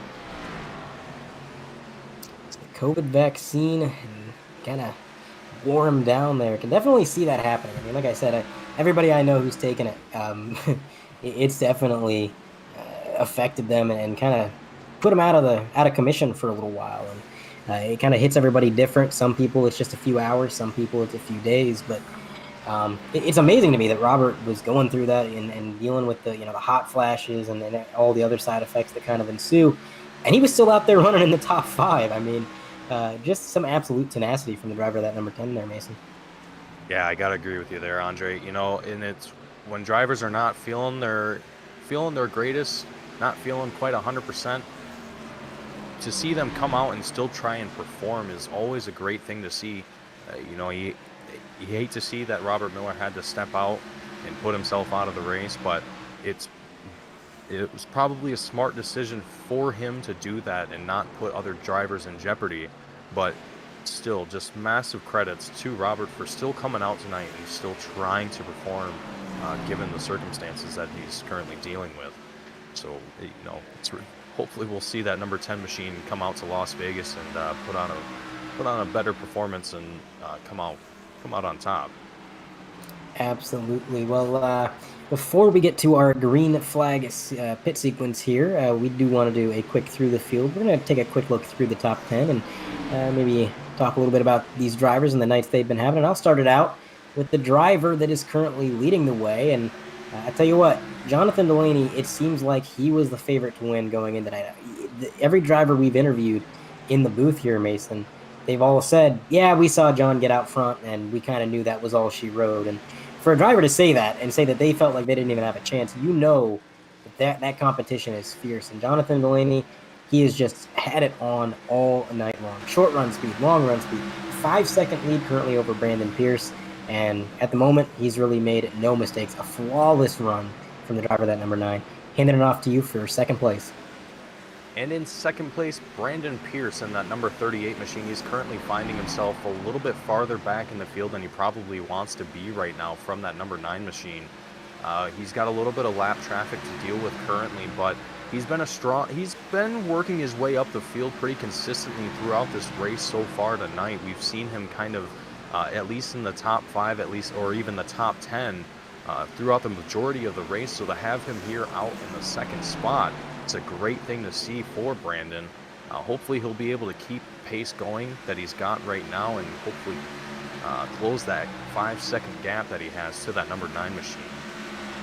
Looking a little bit further back into third, it's Cameron Stone in that number 57 Jack Daniels machine. Just got into the wall a little bit there. That's interesting. A rare mistake from the driver of that number 57. But he's had a lot of speed all night long. Unfortunately for Cameron Stone, it seems like a lot of that speed comes on the short run.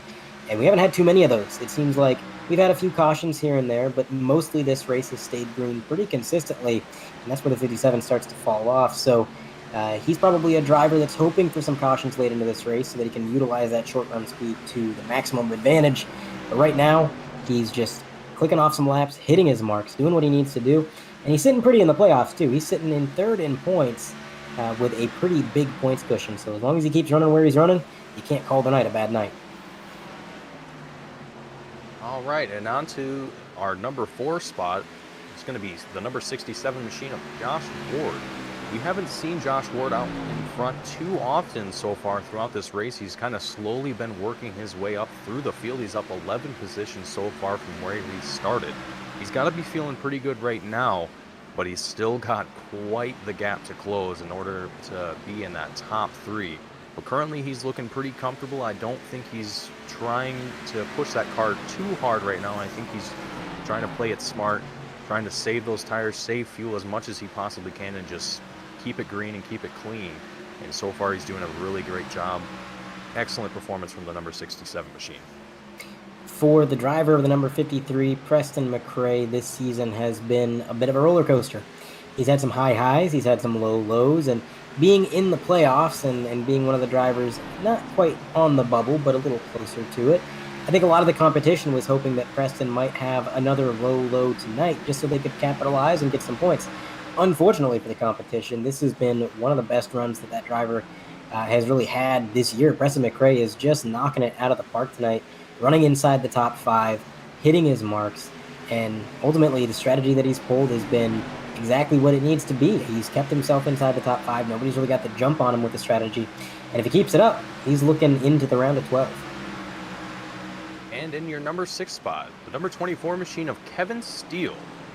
He's been a very strong competitor in this race so far. He's currently up 5 positions from where he started. We've seen him kind of shuffle around quite a bit in this race, being involved in, I want to say, 1 or 2 incidents so far, but still doing a great job trying to keep it out in front.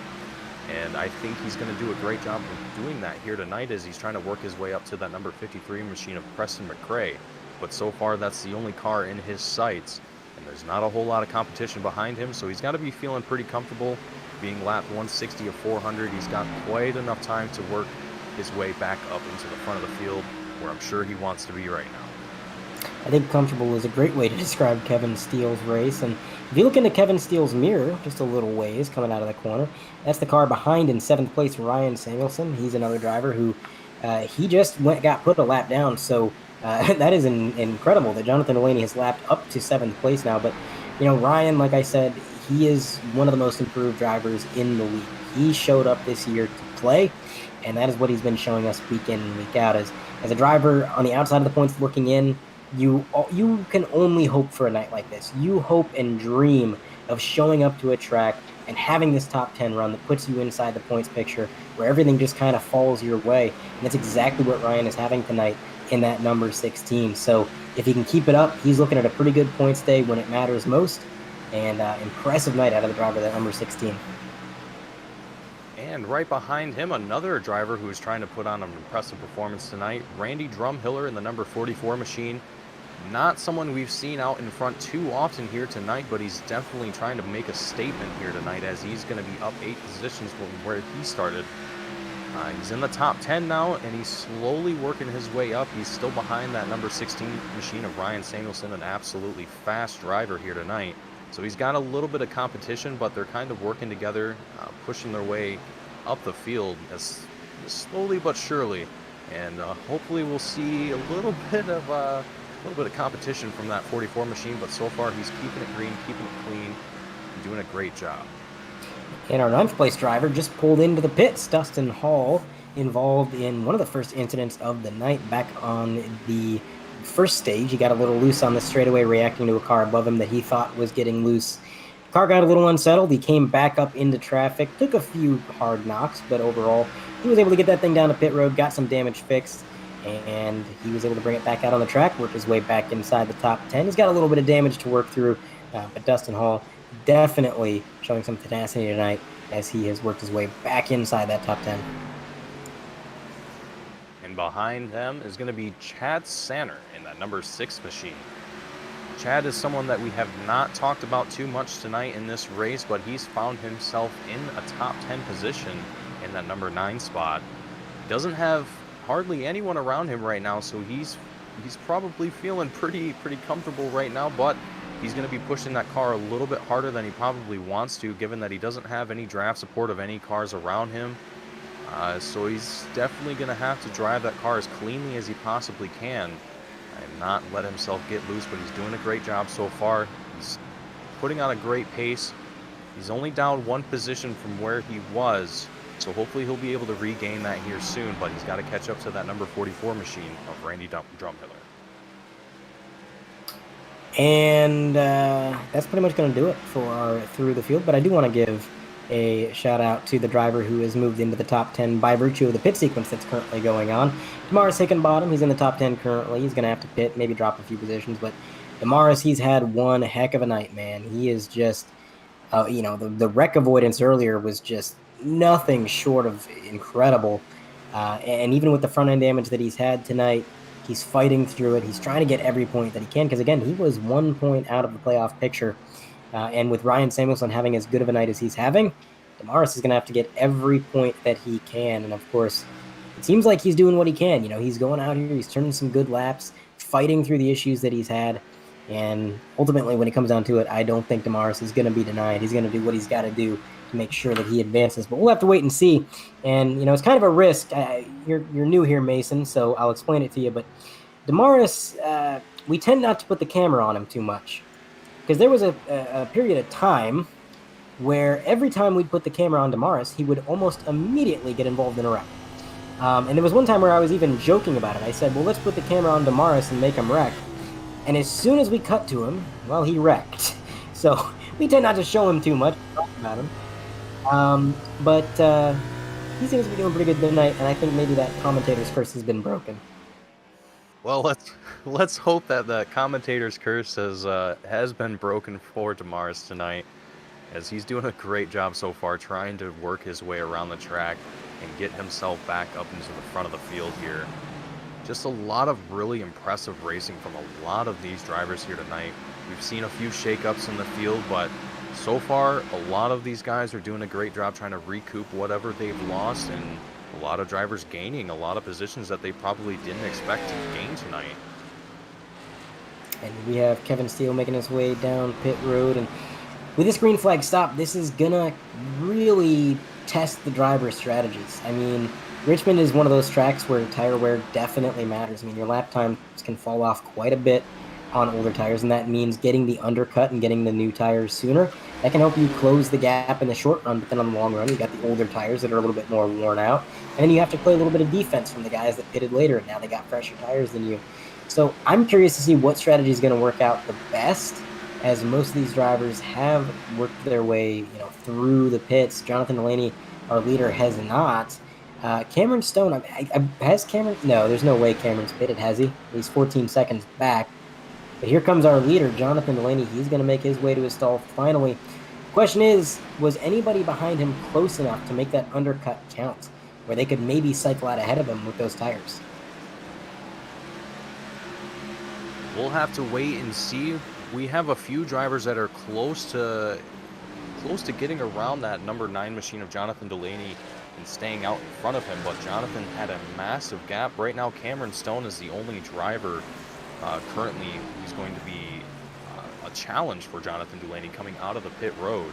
But as we've seen here tonight, Jonathan is an absolutely fast machine here tonight.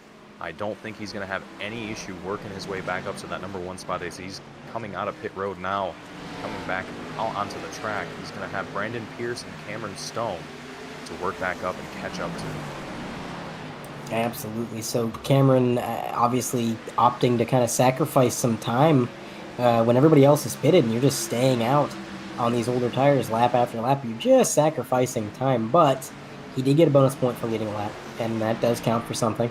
And, maybe he's relying on a caution, because right now he's got pretty much the entire field, sans 4 drivers, a lap down. If he got a caution right now, well, that put him in pretty good position.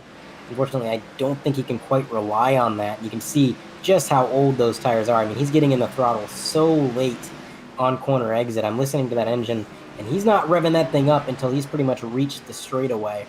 And that is a huge sign that those tires are not having it right now.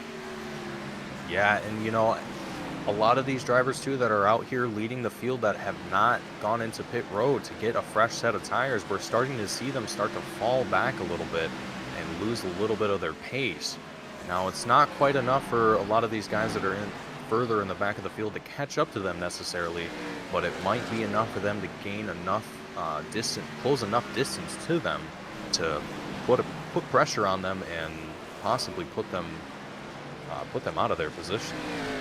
Absolutely. Just a quick update on a few drivers. Lucas Hoytsma, who was involved in one of the incidents, he has officially taken his car behind the wall and he is out of the event. Also, Bryson Hicksonbaugh, who had those connectivity issues, he is also officially behind the wall now. So Bryson would have needed something like 90 yellow flags to get back on the lead lap. I don't think that was going to happen. Maybe during a full moon, but our leader is making his way down pit road. Cameron Stone at that 57 is finally going to pit, and I got to tell you, he didn't get that caution. He was probably banking on Mason, so he's going to cycle out far, far behind the rest of the field for the time being because he stayed out on those old tires. Question is there enough time left in this stage, as we do have to get to lap 235, for those new tires to maybe allow him to get some of that time back? Yeah, we'll have to wait and see if he's able to make that happen, but looking out in the front of the field here, almost a little bit of a 3-wide action here with lap traffic involved. We have the 38 machine of Brandon Pierce and the number 9 of Jonathan Delaney duking it out for that number 1 spot. Brandon Pierce doing an absolutely fantastic job holding it out in front of that number 9 machine of Jonathan Delaney, who's falling in behind him, trying to stay on that bumper of that number 38 machine as he takes it low and tries to get around him, and he's successful in doing that. An absolutely impressive move from Jonathan Delaney. Love to see that action from him. Yeah, that was quite the send. He dove it down low, and tell you what, if he had a little less momentum, that car was coming back up the track either way. So it's a good thing he was clear of that 38. That was quite the send, but it worked out in the end, and he reclaimed that lead that he's so familiar with tonight. Definitely one of the drivers that just has been so dominant, and this really seems to be his night. Again, we got a lot of racing left. Some of these drivers, they might find something in the setup. Maybe Delaney makes a mistake, but for the time being, up to lap 185, it has been a flawless night for the driver of the number 9. And of course, you can't discount Brandon Pierce either. I mean, working his way up to second, using a little bit of pit strategy, using a little bit of talent behind the wheel, gets himself up into P2, even got ahead of Delaney there for a minute. Really the only driver we've seen capable of challenging him, even if it was just for a short time. So I'll tell you what, I think you give Brandon Pierce a little bit more time, you give him another pit stop to make a little bit of an adjustment on that car, and maybe he gets that thing figured out. Maybe he's got a chance. But looks like Damaris Hickenbottom has finally made his way down pit road. He was the last of the holdouts, I think. He was the last driver to come down pit road. So Damaris, a driver that seems to be throwing the wrench at the wall, seeing what works. I mean, staying out that long, not exactly what I do behind the wheel, but I'm not a driver. I'm a commentator, so I am not one to tell these drivers how to play it. And Damaris is a smart guy. This strategy, whatever he's doing, there's got to be something to it. So we'll see how he does through the rest of the night. But not much of a gap. From first to second, we got about 1.7 seconds, but that gap has grown pretty quickly. And Cameron Stone, this is the interesting thing. Cameron Stone was about 12 seconds back before that pit sequence. Now, just because he stayed out so long, he went a lap down. But right there, Mason, that's the difference between a few laps on tires. He was able to unlap himself. Question is, how much ground can he make up before lap 235? Yeah, we're gonna have to wait and see what that number 57 machine is gonna be able to pull off here. He's got quite a bit of time left before he's worked his way up to at least that number 3 spot of that number 67 machine of Josh Ward. But Cameron's doing a great job trying to stay on pace and keep that car as quick as he possibly can, as he's getting a little bit of lap traffic here with that number 27 machine of Andrew Russo, who's currently 14th in the race. So we're seeing a lot of different drivers kind of in just a lot of different places on the track right now. We're seeing drivers in different positions kind of all over the place. So drivers are having to deal with lap traffic and getting around other cars that are not what they need to be working around. So it's really interesting to see how this is affecting this race going forward. Absolutely, and it's always interesting to see how those strategies play out. But man, such an interesting start to the playoffs. Throughout the regular season, we didn't see too many dominating performances. We didn't see these races where we had nearly in the entire field going laps down. But the playoffs, Darlington was the first race of the playoffs, first race of the round of 16. And we had Bryson lapping up to 3rd. Now we're here at Richmond, and we've got Jonathan Delaney lapping up to 4th so far. We're only about halfway through this event. Seems like once the playoffs started, some of these drivers got serious, and then they started, I guess I should say they stopped pulling any punches, and, if they got a fast car, they're going to use it. And that is exactly what Delaney and Pierce are doing as Delaney continues to pull away from Pierce a little bit. Like I said, you give the driver that 38 a little bit more time, maybe another pit stop or two to get it figured out, and he's gonna be a force. Because the thing about Team Conti is they are a team that they just get better throughout the entire race weekend. They get faster from qualifying into practice, and from practice to the race, and then throughout the race, their lap times just get better and better. They figure out the car. They got crew chiefs talking to them, saying, hey, this is what you need to do. This is the adjustment we're going to make. And they get faster and faster. So I would not be surprised to see Brandon Pierce on similar pace to Delaney by the end of the night. But tell you what, a surprising entry into the podium, though. Josh Ward in that number 67 non-playoff driver, the highest running non-playoff driver. The next one would be Randy Drumhiller back in 10th, one lap down.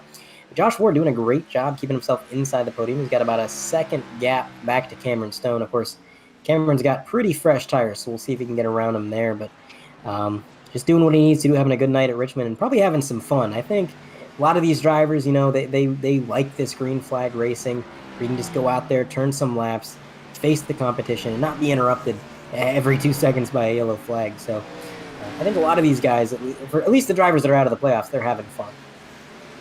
Yeah, and when you're coming to these races and you're not having to necessarily worry about where you are in points or having to place in a certain position to keep yourself in the points, you can kind of find yourself in these situations where you're just out there just racing to have fun. And in the case of the number 67 machine of Josh Ward, this is the result of what that can do for you when you're just having fun and just trying to put on the best performance that you can, when you're not having to worry about those numbers in the back of your head.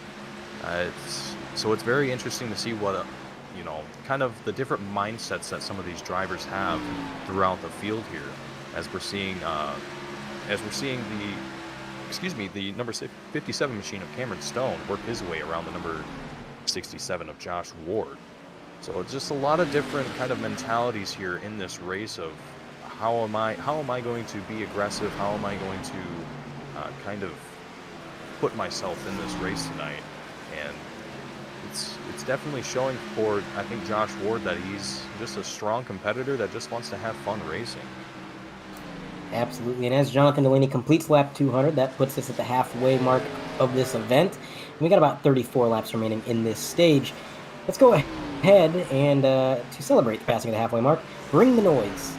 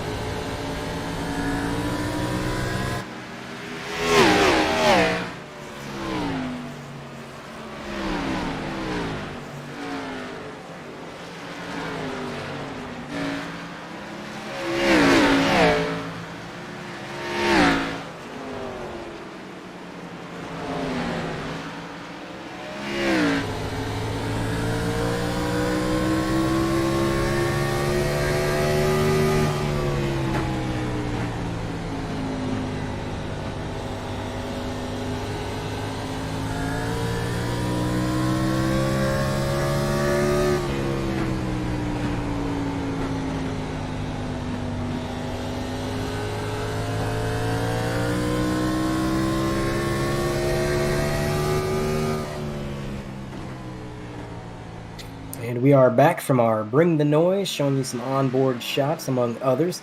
It kind of gives you a good idea how these guys navigate this track, the kind of lines they're following, the inputs they're giving these steering wheels. I mean, it's a very precise track, and I think those onboard shots really show it. I mean, these short tracks, Mason, you know as well as I do, you got to be precise on the braking, you got to be precise on your throttle input, and of course, you got to be smooth on that steering wheel. Yeah, and if you're even slightly wrong on any of those going into this race, if you're not consistent, you're going to find yourself losing pace throughout the race, just more and more as the race progresses. Now, a lot of these drivers, they're doing a great job of maintaining their pace. We haven't seen a lot of drivers that are kind of falling off of their pace too much. We've seen a little bit of slip up here and there, but so far everyone is doing a great job of maintaining their lines, not trying to get too creative and trying to push a little bit harder here and just try different things throughout this race. You don't want to try and make changes to whatever it is that your plan is halfway through the race, because again, you might find yourself in an incident and you'll be at the back of the pack having to work your way back up through the field. And as we're over halfway now through this race, wouldn't be very ideal to find yourself anywhere past probably the 10th position currently, as these drivers are pretty spread out pretty far throughout the field. So a lot of drivers are having to work pretty hard to try and close the gaps that they currently have, and there's a lot of it. Absolutely. And I mean, if it ain't broke, don't fix it. A lot of these guys, they got their racing lines figured out. They got their strategies figured out by now. I mean, like you said, we're over halfway. And, being over halfway, these drivers have had a lot of time to learn.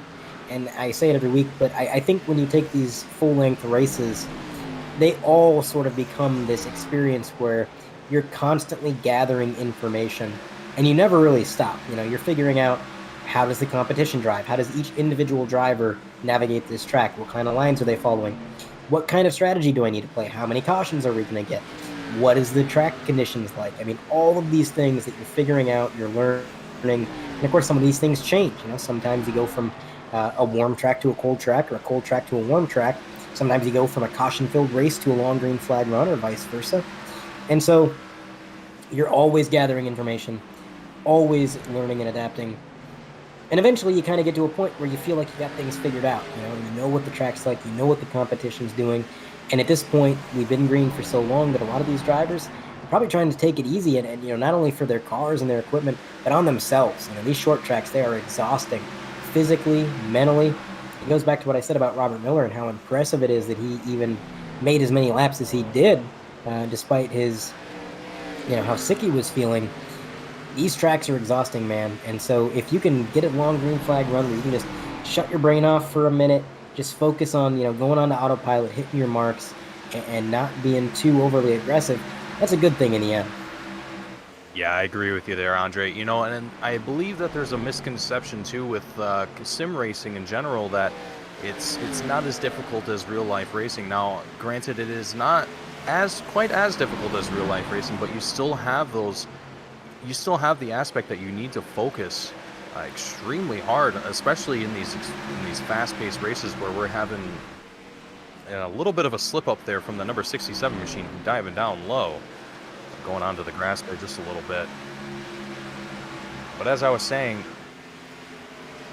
you know, it can be quite interesting for these drivers, especially in these full-length races. You know, you're having to take a car around the track going 150 plus mile an hour. It's very taxing on your mental state to try and keep that car consistent for 400 laps. That's a long time to drive a car around a track going as fast as these guys are going. Right, and I mean, some of the viewers at home, they might have the conception that, you know, this is like getting in your street car and driving in circles for No. Now, these cars, the amount of horsepower that they have, the amount of torque that they have, they are a handful at all times. They don't give you a second to rest. If you make one wrong movement on the steering wheel, if you get on the throttle at just the wrong time, if you get on the brakes a little too hard, you're going to find yourself careening towards one of the walls, be it the inside or the outside, at high speed, and you're not going to have a good time. So operating these things it's kind of like flying a spaceship, man. It is so precise to navigate this track, and sometimes it doesn't look it because these guys make it look easy. I mean, you got to think, these are some of the best drivers on the surface. This league attracts almost a different breed of driver. You know, you've got drivers like Jonathan Delaney, Bryson Hixenbaugh, Adam Benefiel, Cameron Stone, drivers who week in and week out, you know, these are not your average, you know, iRacing ranked lobby fodder. These are guys who are taking this extremely seriously. They're showing up every week with, you know, hundreds of hours of practice, just pouring their life and soul into the simulator, and their performance shows it. I mean, it's incredible. But for Jonathan Delaney, right now, he is just cruising. There is nothing he has to do except navigate this traffic, make sure he keeps his car underneath him, doesn't get on the throttle too soon or too late, and he makes it to lap 235, get himself another stage win, because Brandon Pierce, he's fallen back. He's 10 seconds behind our leader currently. Cameron Stone got as close as 17 seconds, but once that tire wear plateaued and it started to even out, he started falling back again. So he's 21 seconds back at a track with 23-second lap times. So he is in danger of going back a lap down after unlapping himself. And if that happens, there will only be 2 cars remaining on the lead lap at the end of stage 2. And that is just an absolutely incredible thing to think about. We have almost 2 cars that are leading the entire field by a lap. That is just impressive to think about. These guys are going just extremely fast around this track, extremely consistently. Jonathan Delaney being the star example in this. That number 9 machine has just been an absolutely dominating force here at Richmond. You know, you got to give credit to that Jonathan Delaney. He's just an excellent driver, being extremely consistent with his lines, taking a few different routes coming into lap traffic, but overall just doing an excellent job here tonight. And I think the rest of the field here is going to have a lot of struggle trying to catch up to that number 9 machine. But Jonathan right now, he's probably feeling really great. But as it's only lap 225, it's still a long race to go. Anything can happen, so I wouldn't get too comfortable too soon if I was John. You know, you see this speed and this pace out of Jonathan Delaney, and you got to think this is a guy with years and years and years of experience. But the surprising thing is, he's a teenager, I believe. And don't quote me on this, John. I know you're going to watch this back, and I may or may not get this wrong by a year or two, but I believe Jonathan Delaney is 16 years old. So, he's the kid. He's the kid of the league, but he is showing everybody else the way. All of these older guys, Cameron Stone, old is all get out. Cameron Stone, just absolutely ancient. I only say this because Cam's my friend. He's not actually ancient. He's like 25. I'm goofing around, but he's showing the older guys in this league the way around this track, and he is just out here dominating. As there's Cameron Stone right there on the camera. He's about to go another lap down, and man, what a dominating performance it has been. You give Jonathan Delaney enough time, it's possible. I'm not saying it's going to happen, but it is possible he laps the entire field tonight. And now that you say that, Andre, given the pace that John's putting on right now, and he's currently working his way around that number 3 spot of Cameron Stone in that 57 machine, and he's successful in doing so. So that leaves himself and Brandon Pierce leading the field now. And I gotta say too, Jonathan Delaney is a prime example of young racers in the sim racing field. You're seeing a lot of different young racers come into this service and putting on these races and just showing up a lot of these older guys that have been doing this for years and years and saying, hey, I can be fast too, and I can lead the field and show all of you up. And Jonathan is definitely doing that here tonight. Gotta give credit to him where it's due. Love seeing him race here tonight, and hopefully we'll see him stay out in front, because we still have a long race to go here.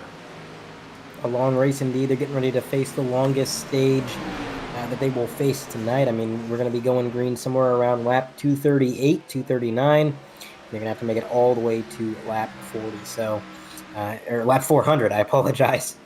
And so it's going to be a long stage. There's going to be some green flag stops and plenty of time for Jonathan Delaney to try to lap the whole field. I mean, what an accomplishment that would be. We've seen Bryson Hickson-Baugh do it before. I believe we've seen Cameron Stone do it. I think this would be the first time that Jonathan Delaney was able to lap the entire field if he can pull it off tonight. And what a message that would send. Going into the playoffs, I think John was the favorite for a lot of people. He was the regular season champion. He's got a lot of wins this season. I'm not sure the exact number, but he's got a lot of wins. And every week, even when he doesn't win, he's up front. He's contending for the win. And that's something you don't always see. Some drivers, they get a lot of wins, but they're kind of wreckers or checkers. They're either back there in 15th and 16th with a wrecked car, or they're winning. You don't really see that out of John. He's always running up front, even when he doesn't win. So to come out here when you've already been dominant, you've already got the regular season championship, you've already got everybody saying you're going to be the champion for the year, that you're the playoff favorite, and then you come out and lap the field, that's almost just insult to injury. Andre, and right before the playoffs too, this definitely is going to send a message to the rest of the league here. The last lap here for this stage as well, Jonathan Delaney with nearly a 13-second gap on the rest of the field. Jonathan today putting out a statement for the rest of this race. I think these guys are going to be talking about Jonathan for quite a while. Absolutely. The official top 10 for that stage, the caution flies. Jonathan Delaney out front, no surprise there.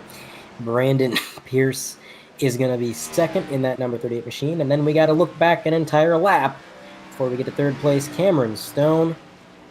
And, of course, then behind him you got Josh Ward hanging on to fourth place. Kevin Steele moved up to fifth. So a great stage for Kevin Steele, getting some stage points there. And working his way ever closer to his apex teammate, Cameron Stone. Preston McRae is going to finish out the stage in 6th, Ryan Samuelson 7th, Randy Drumhiller bringing it up to 8th, Dustin Hall 9th. Rounding out your top 10, that's going to be Chad Sanner in the number 6. The drivers are going to make their way down pit road, and actually, after they get their cars serviced, we're going to try to have a word with our stage winner, because I tell you what, I feel like he's either going to have a lot to say after the performance he's had so far, or he's going to have not a lot to say. Because, I mean, I feel like he's done a lot of the talking with his car. Yeah, Andre, I gotta agree with you. That's Jonathan, I think tonight he came into this race wanting to be out in front, wanting to put out a statement, and maybe he wasn't expecting to lead out as hard as he is tonight, but either way, he came in with a lot of confidence, and it's definitely showing. Absolutely. Well, we were gonna have a word with him after he got out of the pits, but I actually don't see him. Oh, he's in the infield care center already. All right, he's here. All right, let's have a word with him. John Delaney, you got a copy? To do. All right, John. Admit it. Where'd you buy the rocket fuel? I don't know. You'll have to ask the guys back at the shop. All right. Well, I tell you what, John, it's a dominating performance out there. Lapped all the way up to 2nd. If you had a few more laps, you were probably going to lap 2nd place. What's the goal? I mean, just go out there, do what you're doing? Yeah, just keep doing what we're doing. That before I pitted there, under that stage, I was burning up the right rear, and I mean the car's just handling like crap. So if I can figure out how to drive this thing a little bit better, I think we'll be even better. But I think just keep doing what we're doing. I don't know. We're gonna have to pit again for to make it to the end. So if we can just make good pit strategy here, we should be in the same place we were for this stage. Drive it better. John, you lapped the field. How do you drive it better? But I got to ask, so if you win tonight, if you go on to get this checkered flag and it's looking pretty good, would that be a relief? Is that a load off your mind knowing that you don't have to do too good at Bristol, that you'd be locked in? I was pretty much locked in before going into this race. I had 100 points up on the cutoff line, so like I probably would have been safe just not even starting tonight and next week, but just for that assurance, it's always good to have that win to keep you locked till the next round. So Bristol, I don't know what to expect from there. It's another short track, probably about the same thing what's happened here tonight. Just maybe green flag runs, we'll see, but I think there's gonna be a lot of people laps down. I would agree, but you're going green pretty soon, John, so we're going to put you back in your team chat, and good luck with the rest of the race. Yep, thank you. And that was Jonathan Delaney out of the booth. He said he wants to drive it better, Mason. How do you do that? Andre, when he said that, I kind of questioned myself the same thing. As we were mentioning before, kind of talking about just how easy these drivers make it look on screen for everyone watching at home. And for John to come into the booth and say that, yeah, I could drive this car a little bit better, that really just kind of puts into perspective kind of just what these guys are going through mentally. And as we're having a big old wreck come out onto the field here as well. That is an absolute melee there, Mason. I saw the number 65 involved, the number 37, who was already having a bit of a rough night. Let's take a look at our 3-wide TV replay, see exactly what happened. So we're following along with Jason S. Taylor. He gets sideways in the corner. The 67 has nowhere to go. Gets a little damage from that. And then Taylor backs it into the wall right alongside the grandstand stairs there. Got a few fans that got a pretty good look at that number 37 car. But fortunately, not too many drivers involved. Usually you got a car that far up in the field spinning out. Whoa, now we got an issue. What happened here with Cameron Stone? There was nobody around him. He just he just got loose in the corner.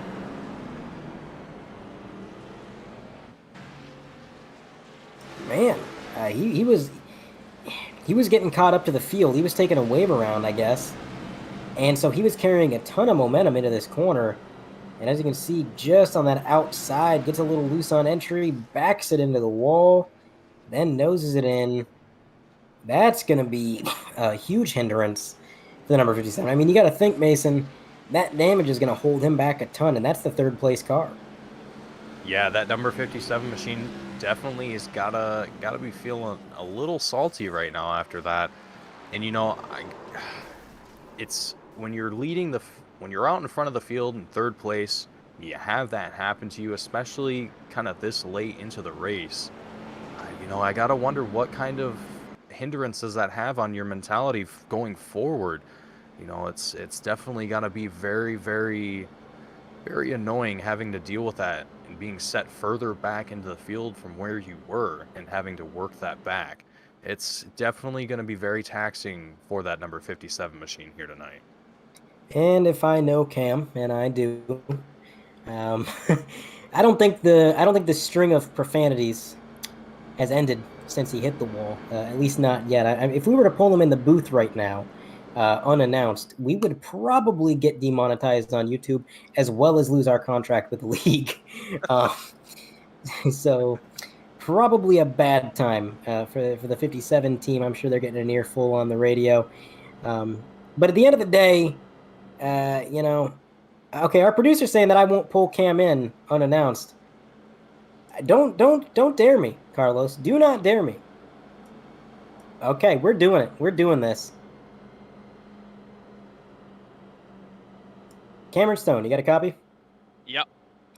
Well, I didn't want to bring you in. Carlos dared me to. He said that I wouldn't bring you in unannounced after that incident, risking profanities. What happened there, man? It's a comedy of errors. I got the lucky dog, and then I entered pit road. I thought it was time for me to enter pit road, so I came down, and then Spotter was telling me I was getting a penalty. So I was sitting there trying to clarify that with Kevin, and then didn't realize that the pace car was coming. Went a lap down. I had some damage to fix from earlier, so I came back and did that. I'm sure you guys have noticed that I'm struggling with a tight car, so I threw the kitchen sink at it on the pit stop.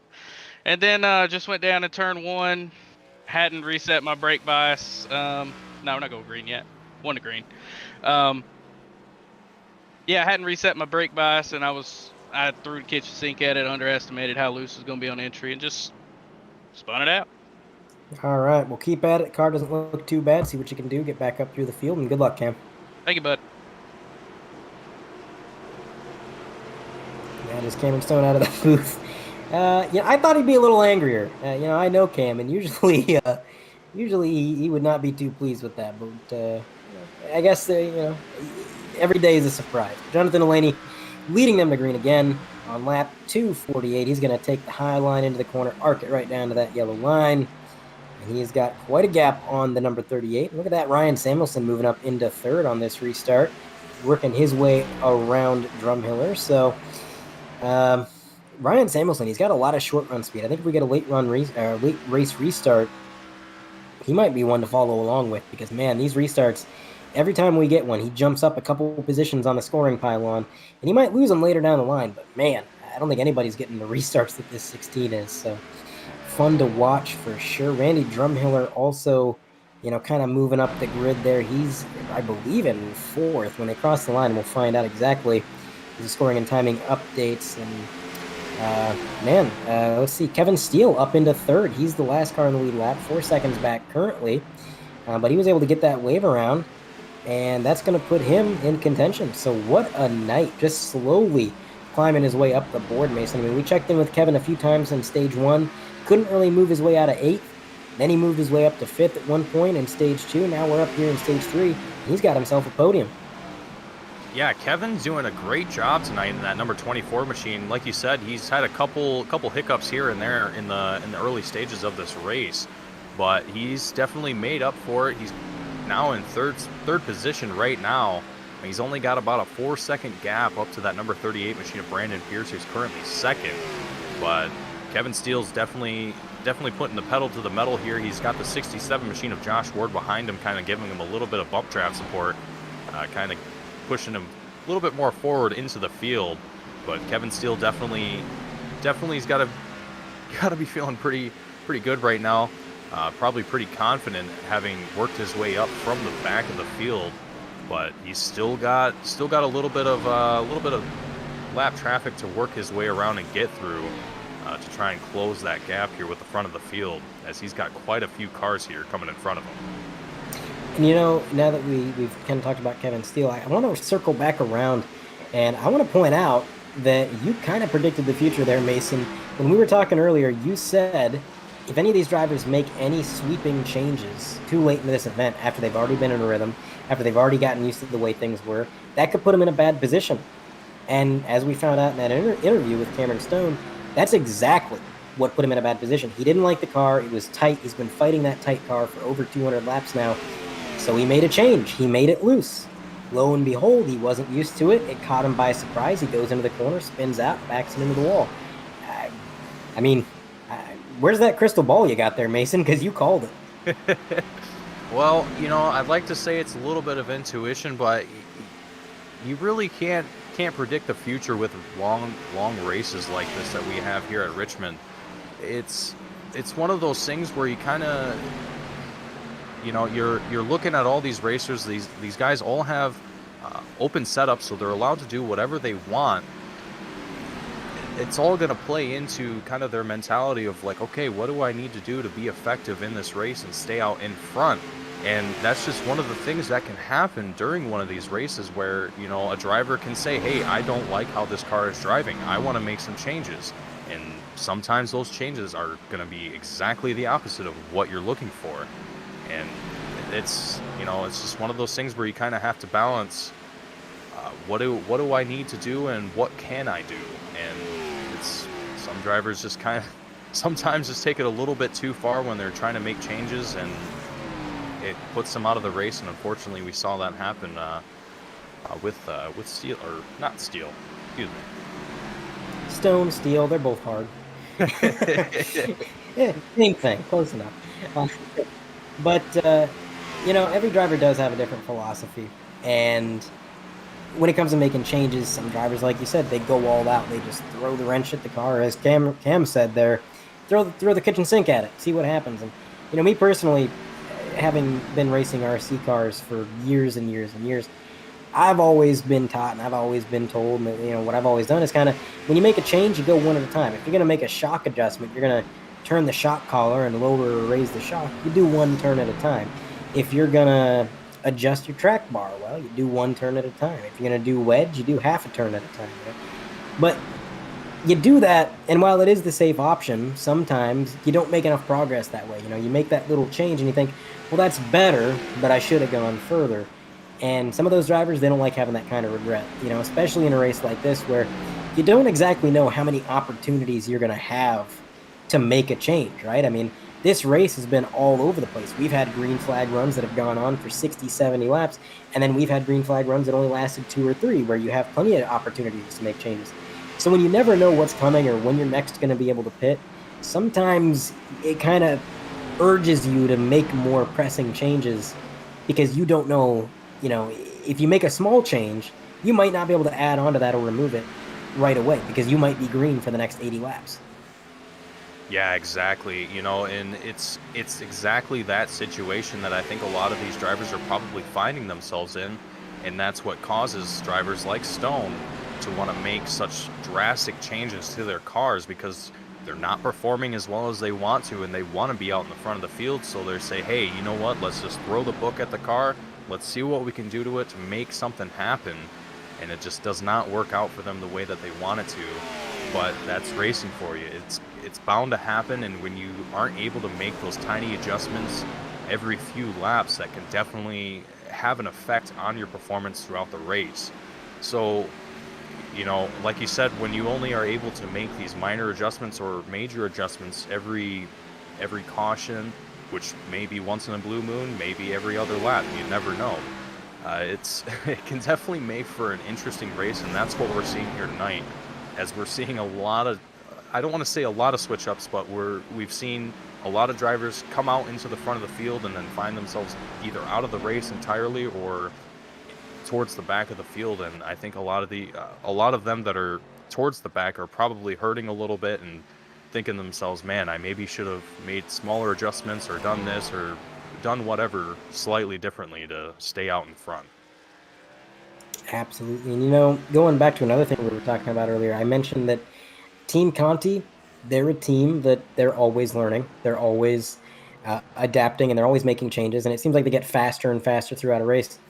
I think Brandon Pierce is continuing to improve that car. I mean, we're a good number of laps into this run, and he's still within 9/10 of a second of Jonathan Delaney. Now, he is falling back ever so slowly. But I mean, last green flag run we had, it seemed like Pierce was falling back 2-3 tenths a lap. Now he's brought it down to only about a tenth a lap, sometimes less, if he can hit his marks a little bit quicker. It seems like that 38 car is improving, and if he gets another chance to come down pit road, I bet you'd see them put that wedge wrench in the back window, make another adjustment, make a track bar adjustment if they need to, and see what they can do. Maybe even, think about an in-car adjustment, brake bias. Brake bias is something we haven't really talked about that much, Mason, but this is the kind of track where it's really important to know exactly how brake bias affects your car, exactly where you prefer it as a driver, and how to squeeze the most speed out of that kind of adjustment. Yeah, it's very easy here, I think, to be a little over aggressive on the brakes sometimes, because if you can find yourself coming down these straightaways pretty quickly, especially if you have cars behind you giving a little bit of bump draft support. These cars can go extremely fast in straights, and so if you're having a few cars behind you giving a little bit more speed going into these corners, you're going to have to brake a little bit harder. And I think so far we haven't seen a lot of it happen tonight, but you can find yourself wanting to press on that brake just a little bit harder than usual to try and stay on your preferred line. And that's where that brake bias comes in. That way you're able to, if you're finding yourself you're going on it a little bit too aggressively, you can make some changes and make yourself a little bit more effective going into these corners or into these turns. But it's, as we have only had a few cautions throughout this entire race, not a lot of drivers have been able to do that here, but so far everyone seems to be liking what they have so far, with the exception of Jonathan Delaney, who we've already spoken with. Yeah, he wanted to drive the car better. I still can't say that with a straight face. I don't understand that statement. It might keep me up at night, honestly. I might not sleep tonight after hearing that statement, seeing what he's done. It's quite incredible. But so for the viewers at home, just to explain, brake bias, what that does is you can adjust which end of the car the brakes are applied more heavily to, front or back. And of course, that changes the handling of the car under braking accordingly. If you have more front brake bias and the fronts lock up more, well, then the rear end of your car is kind of pushing into the front of the car, and that's going to make it a little bit tighter on corner entry. Whereas if you have rear brake bias and your rear tires are locking up more, that's going to make that rear end feel a little bit more free. It's going to want to slide out on you a little bit more. So you have more rotation, but that comes at the cost of burning up your tires because you're kind of skating them, you're rotating them more, you're putting more pressure on them. So it's kind of a balancing act between, where do you want this brake bias? Do you want it up front, where the car's a little bit tighter and maybe not as fast, but it is conserving your equipment and it's easier to drive? Or do you want it in the back, where you can turn a little bit better, the car's a little bit more free, but it's also a bit of a handful and you're burning up your tires? It's a balancing act, and these guys are probably, I would say, as the track condition changes, as they get in and out of clean traffic or a lot of cars or on their own, they're probably making changes every few laps just to get it where they want it. Yeah, and as you were saying before, as the track cools off, it's been quite cool now for some time. These lines are going to change for these guys, and they're going to find themselves in different spots, and they're going to have to change where their braking points are. So they might have to find themselves wanting to adjust that brake bias just a little bit. Maybe they want to bring the brake bias to the front a little bit more, so that way they can kind of swing the car in going into these turns a little bit more cleanly and a little bit more effectively. Or maybe they just feel like going fast and they want to let that car go loose around the corner and just try and keep it clean if they can. It's all up to the drivers, but so far everyone seems to be comfortable with what they have and doing a great job. Absolutely. And Jonathan Delaney, just an update on our leader, 2 seconds. now between first and second place, 10 seconds back from the leader to Kevin Steele. And then the first car 1 lap down behind him in fourth place, that's Ryan Samuelson, still running in fourth, and he's holding that down. He's kind of engaged in a bit of a battle, I believe, with Ward. And well, actually, no, they're a little bit further apart than I thought. In fact, the closest car to him is Randy Drumhiller. Also, another update, Cameron Stone, with all that rear end damage and even front end damage, he's worked his way back up to 8th, but man, that car is not looking healthy. He's got quite a bit of damage, and his lap times are showing it. They are nowhere near where they were at this time, or at this many laps into the last stint that we stayed green this long. His pace is just completely fallen off. So now Cameron Stone's got a bit of a tough decision to make. And it's really difficult at a track like this that's so short. But, when you come to your pit sequence, how much time do you dedicate to beating that body workout, getting some of the damage repaired so that maybe you can make that time up on track? At a track like Pocono or Daytona or Talladega, that's an easy answer. As much time as you need, because you're probably not going to go a lap down. It's not, you're not at risk of going 2-3 laps down if you sit there and fix that damage. But we're at Richmond. You spend too much time fixing that damage, and you're going to find yourself 3 laps down real quick. So it almost seems like they're being strong-armed, especially in the case of Cameron Stone, to sort of deal with the damage, deal with the brunt of it, and just get a few seconds fixed here and there, and that's all you can really do. Yeah, and I've seen a lot of this happen to a lot of drivers in these short track races where they found themselves in this exact situation where they have just ever so slightly amount of damage to their cars, and it's causing their pace to just be set off just more and more every single lap that progresses. And like you said, they're forced with this situation, this decision that, do I pit now, try and work out some of these damage issues, just kind of tick it off little by little, make things just incrementally better each time I pit, or do I just try and stick with it and stay out as long as I can? Now, in the case of Cameron Stone, he's doing a great job trying to stay out in the field and put on the best performance that he can. But the problem for him right now is he's not able to stay consistent and put on the speed that he's probably looking for because of the damage to that car. He's having to work against that car a lot more than he probably should have to. So it's going to be interesting to see what Cameron's going to do here in the last last 100+ laps here. It definitely is, and I'm kind of led to believe that Cameron may have a little bit of engine damage. I'm not entirely sure, but he did hit the front end against the wall. And just looking at the top speeds, I kind of went back and forth between Cameron and Delaney. Cameron Stone's topping out about 142 at the end of the tri-oval before he hits his braking zone. And Jonathan Delaney is topping out about 150. So that's an 8-mile-an-hour difference, which doesn't sound like much, but it does add up over time for sure.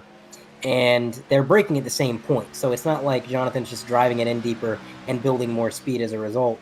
They're pretty much braking at the exact same marker on the wall. I was paying attention to that. So engine damage, it's frustrating, and it can definitely hold you back. But luckily for Cameron Stone, we are at a short track where, while it will hold him back, it's not going to be as detrimental as it would be at a track like Daytona. I mean, if we're at Daytona or Pocono or even Michigan, you get engine damage at those tracks and you take it behind the wall because you're not going to be able to compete. You're going to be going laps down every other lap.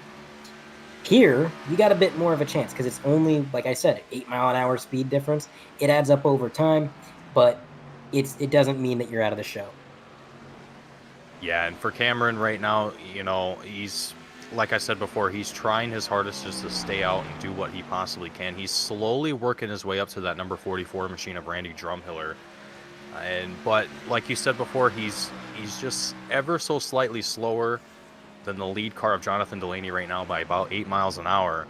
But he's successful to get around that number 44 machine of Randy Drumhiller. So, you got to kind of question too is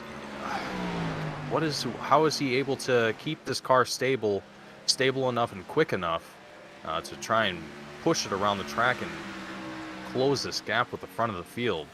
But whatever he's got going on right now, it seems to be working for him for now.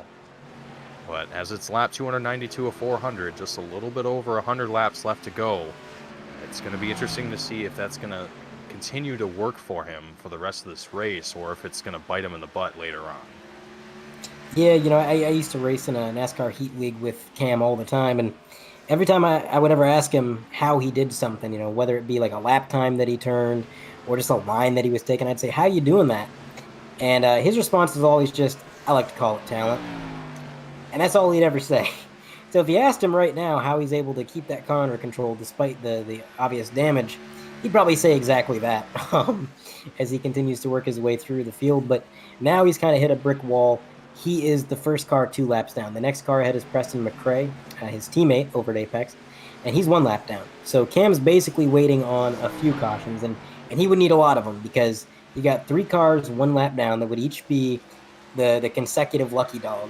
Then you got Drumhiller ahead of him, or actually behind him, who is 2 laps down. So he would need a number of cautions, and right now he's just riding around hoping that maybe there's a little bit of chaos at the end of this show to get him back in it. But so far, we've been green, we've been clean, everything has been pretty smooth. And Jonathan Delaney is just continuing to put on an absolute clinic. Although Brandon Pierce holding strong. I mean, he's 4 seconds back, 4.5 seconds. And I think after this many laps in the last stint, he was closer to about 7 seconds back. So, again, working on that car, making it a little bit faster here and there where we can. And by the time the night's through, maybe he's got something for the leader. We'll have to wait and find out as Jonathan Delaney is currently working his way around some lap traffic and contact. Jonathan Delaney bumps Damaris as he's getting around him. Not sure that was entirely necessary. When you've got nearly the entire field a lap down, I don't see that urgency, the need for the urgency there. But no worse for wear. Nobody wrecked, no damage on either car. Just a little bit of a love tap. Everybody can continue on their merry way. So I guess can't say too much about it. But man, what a show that number 9 has been putting on. Just dominating. And as we approach lap 300, I'd say it's time for one more Bring the Noise.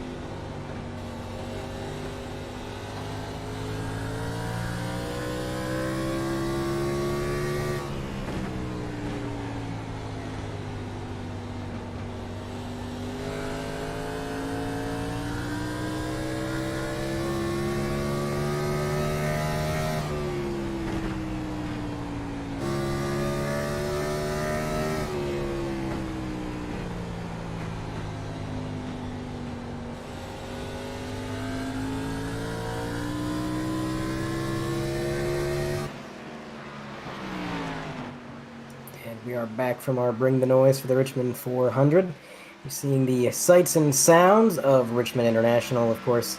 Some very familiar sights and sounds because we've had some consistency, I guess you could say here, Mason. I mean, Jonathan Delaney leading the way as per usual. We got second place Brandon Pierce as usual. I mean, he's been on second for quite a while. Nothing really changing a whole lot, although there were a couple interesting moments. Jonathan Delaney appears to be struggling with the handling of this car. He got onto the apron. I'm not sure if we got it on the cameras there, but he got it on the apron about 2 or 3 laps ago, and he got a little sideways, had to counter steer, a bit of a panic move there. And last lap, getting onto the trial, he got a little bit sideways, and the rear end started to swing out. So maybe starting to get oh, he did it again getting into the trial. Looks like that car is getting pretty loose now, Mason.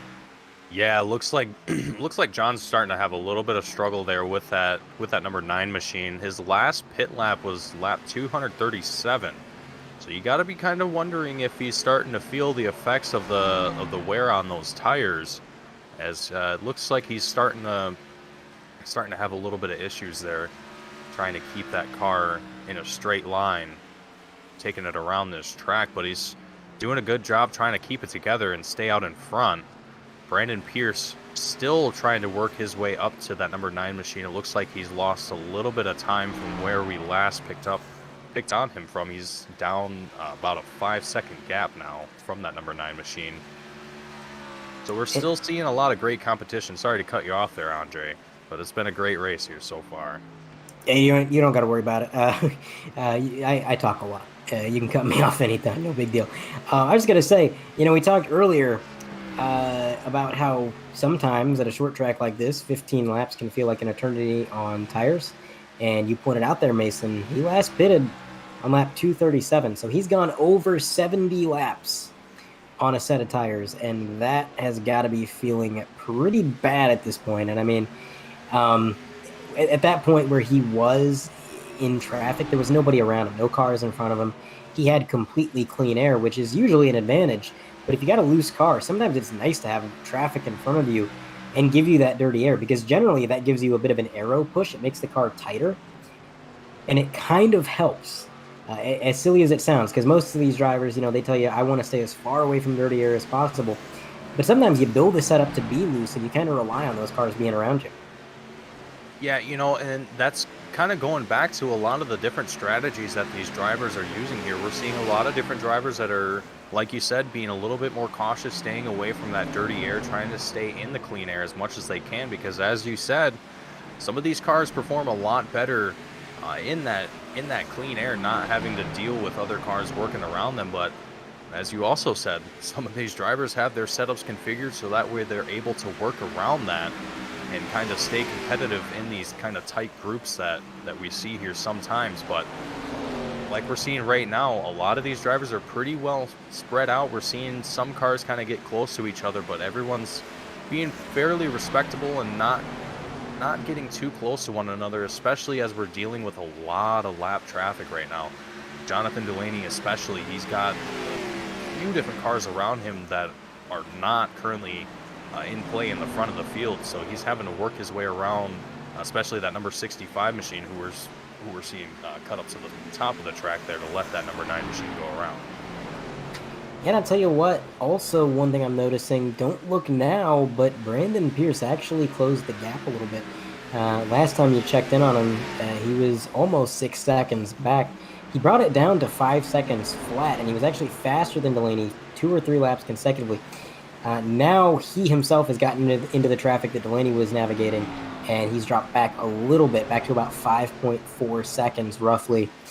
But my point in all of this is that he's only about 5.5 seconds back, and we are quickly approaching the pit sequence, the green flag pit stops. Now, last time we saw these green flag pit stops, what happened? Brandon Pierce got out ahead of Delaney. He didn't hold the lead very long, but he was able to use that strategy to come back from, seconds and seconds back in the field all the way up to the front. If Brandon Pierce got out front now into clean air, and he's got that car where he's got it now, I think he's got a legitimate chance, and I think this green flag pit sequence that we're about to have pretty shortly is going to be pretty important. Yeah, I agree with you there, Andre. I think when we start to see this pit sequence start, we're going to see a shakeup in the field for sure. I think Jonathan Delaney's going to find himself kind of farther back not too much farther, but he's going to find himself probably about 4th or 5th position once he enters that pit road. I almost expect to see Brandon Pierce want to stay out maybe an extra lap, maybe 2, if he's feeling it. But if Brandon Pierce wants to lead the field here tonight, I think that's going to be the move for him. But we'll just have to wait and see, as Jonathan Delaney is still clicking laps, still looking good out there. It's going to be interesting to see once we start this pit sequence here for the front of the field. Yeah, it's pretty absurd to me that Jonathan Delaney, last time around, he ran 22.9. For any lap to be in the 22-second bracket, even if it's closer to a 23, after this many laps on a set of tires. We're coming up on, we're lap 320. You said he pitted on lap 337. He's 18 laps away from having 100-lap-old tires.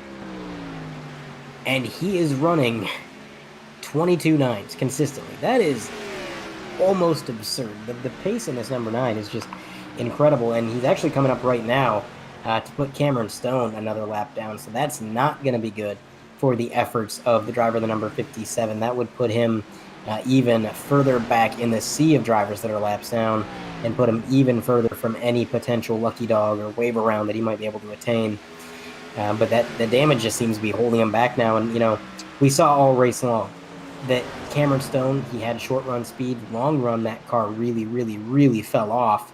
Well, we really haven't had a run as long as this today. I mean, this has been one of the longest runs we've had, and that 57 not turning the lap times that he needs to turn right now.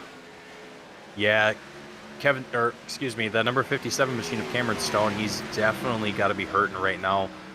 Starting out in this race, he was doing pretty well. It seemed like he was going to be a pretty top contender here in this race, but as you said, he's just got a little bit too much damage to that car. He's not able to keep the pace that he wants to be able to keep, but he's still sticking it out on track, trying to do what he can. And it's impressive that he's still even out here clicking off the laps that he is with the damage that he has to that car and able to keep the position that he has. I'd almost expect to see that number 57 machine fall back just a little bit farther than what he's at right now, but no, he's doing a great job trying to stick with the field and make what he can happen. And with almost 75 laps left to go here, it's it's going to be very interesting to see what Cameron Stone's going to be able to do here. I don't think he's going to be able to recover that lost. Oh man, it's almost 3 laps now that he's down. He's going to have a long ways before he's able to catch up, but right now he's just going to be sticking it out, trying to do what he can and make what he can happen. We do have a battle for position on the track. Believe it or not, we do have a battle for position. Battle for 4th. Both of these drivers, Josh Ward and Ryan Samuelson, these are the only 2 drivers that are 1 lap down, although they are both very quickly going to be 2 laps down. You can see on the bottom of the screen there, or the top of the screen, that's the number 9 car lurking in the distance, waiting to put them down another lap. But these 2 drivers, they are racing for position. This is for 4th, like I said. And Ryan Samuelson, what a night he's had. From being outside of the points picture to now having an amazing night. But we might have a few cars coming down pit road. We do.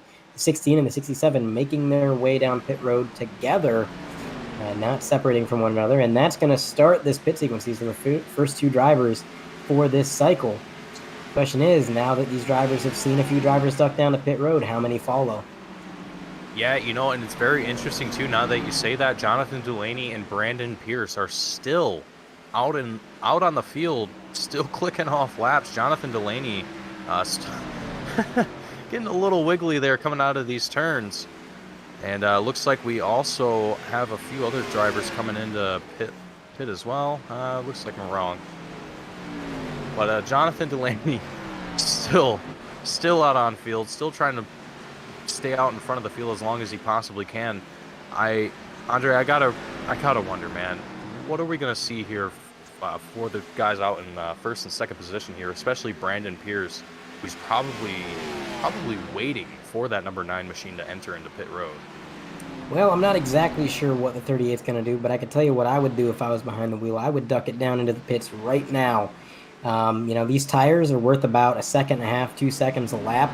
He's 6 seconds back. If he can get a few laps on fresher tires that Jonathan stays out, that may be what he needs to cycle out in front. Now, of course, he'd have to deal with the worn tires later on, play some defense, but I mean, that comes with the territory. I think at this point, getting out front and just trying is the most important thing. So I would try to get the undercut on him.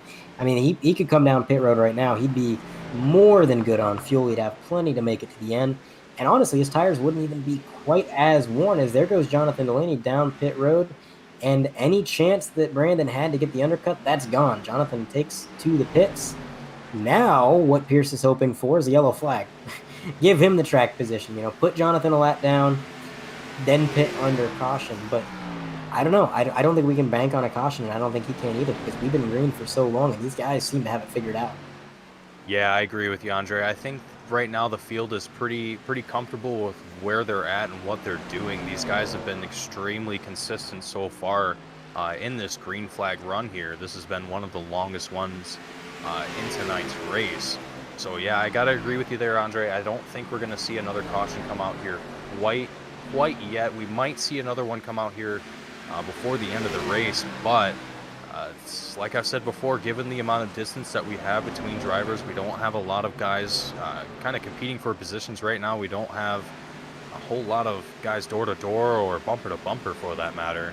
So it's going to be hard to say whether or not we're going to see another caution come out, but as we still have a lot of drivers that are still on these older tires, we might see one or two guys kind of slip up here and find themselves falling back in the field, but I don't think that's going to happen here, as we still see Brandon Pierce leading out in the front of the field with Kevin Steele as well on that number 24 machine, clicking out laps.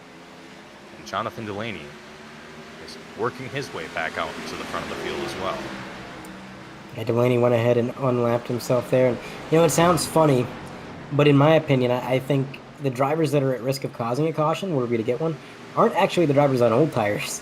I think it's the drivers on new tires, because there comes a point, as Kevin Steele works his way down pit road, where you've been on old tires for so long that you get used to how that car handles on those worn tires.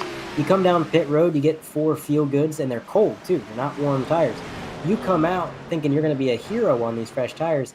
Maybe you push your car a little bit too hard, then before you know it, you're sideways. I've done it. Most of these guys in the field have done it. You get those 4 fresh tires, you think you're a hero, and then you find yourself sideways because you just pushed it a little too far, got a little too greedy. And we've seen that before. I think last week at Darlington, we saw somebody come out on fresh tires and immediately loop it because they just pushed it a little too far. So sometimes that happens, especially at a track like Richmond that's so difficult to navigate. A lot of trail braking, a lot of careful throttle input, a lot of, being careful on the steering wheel.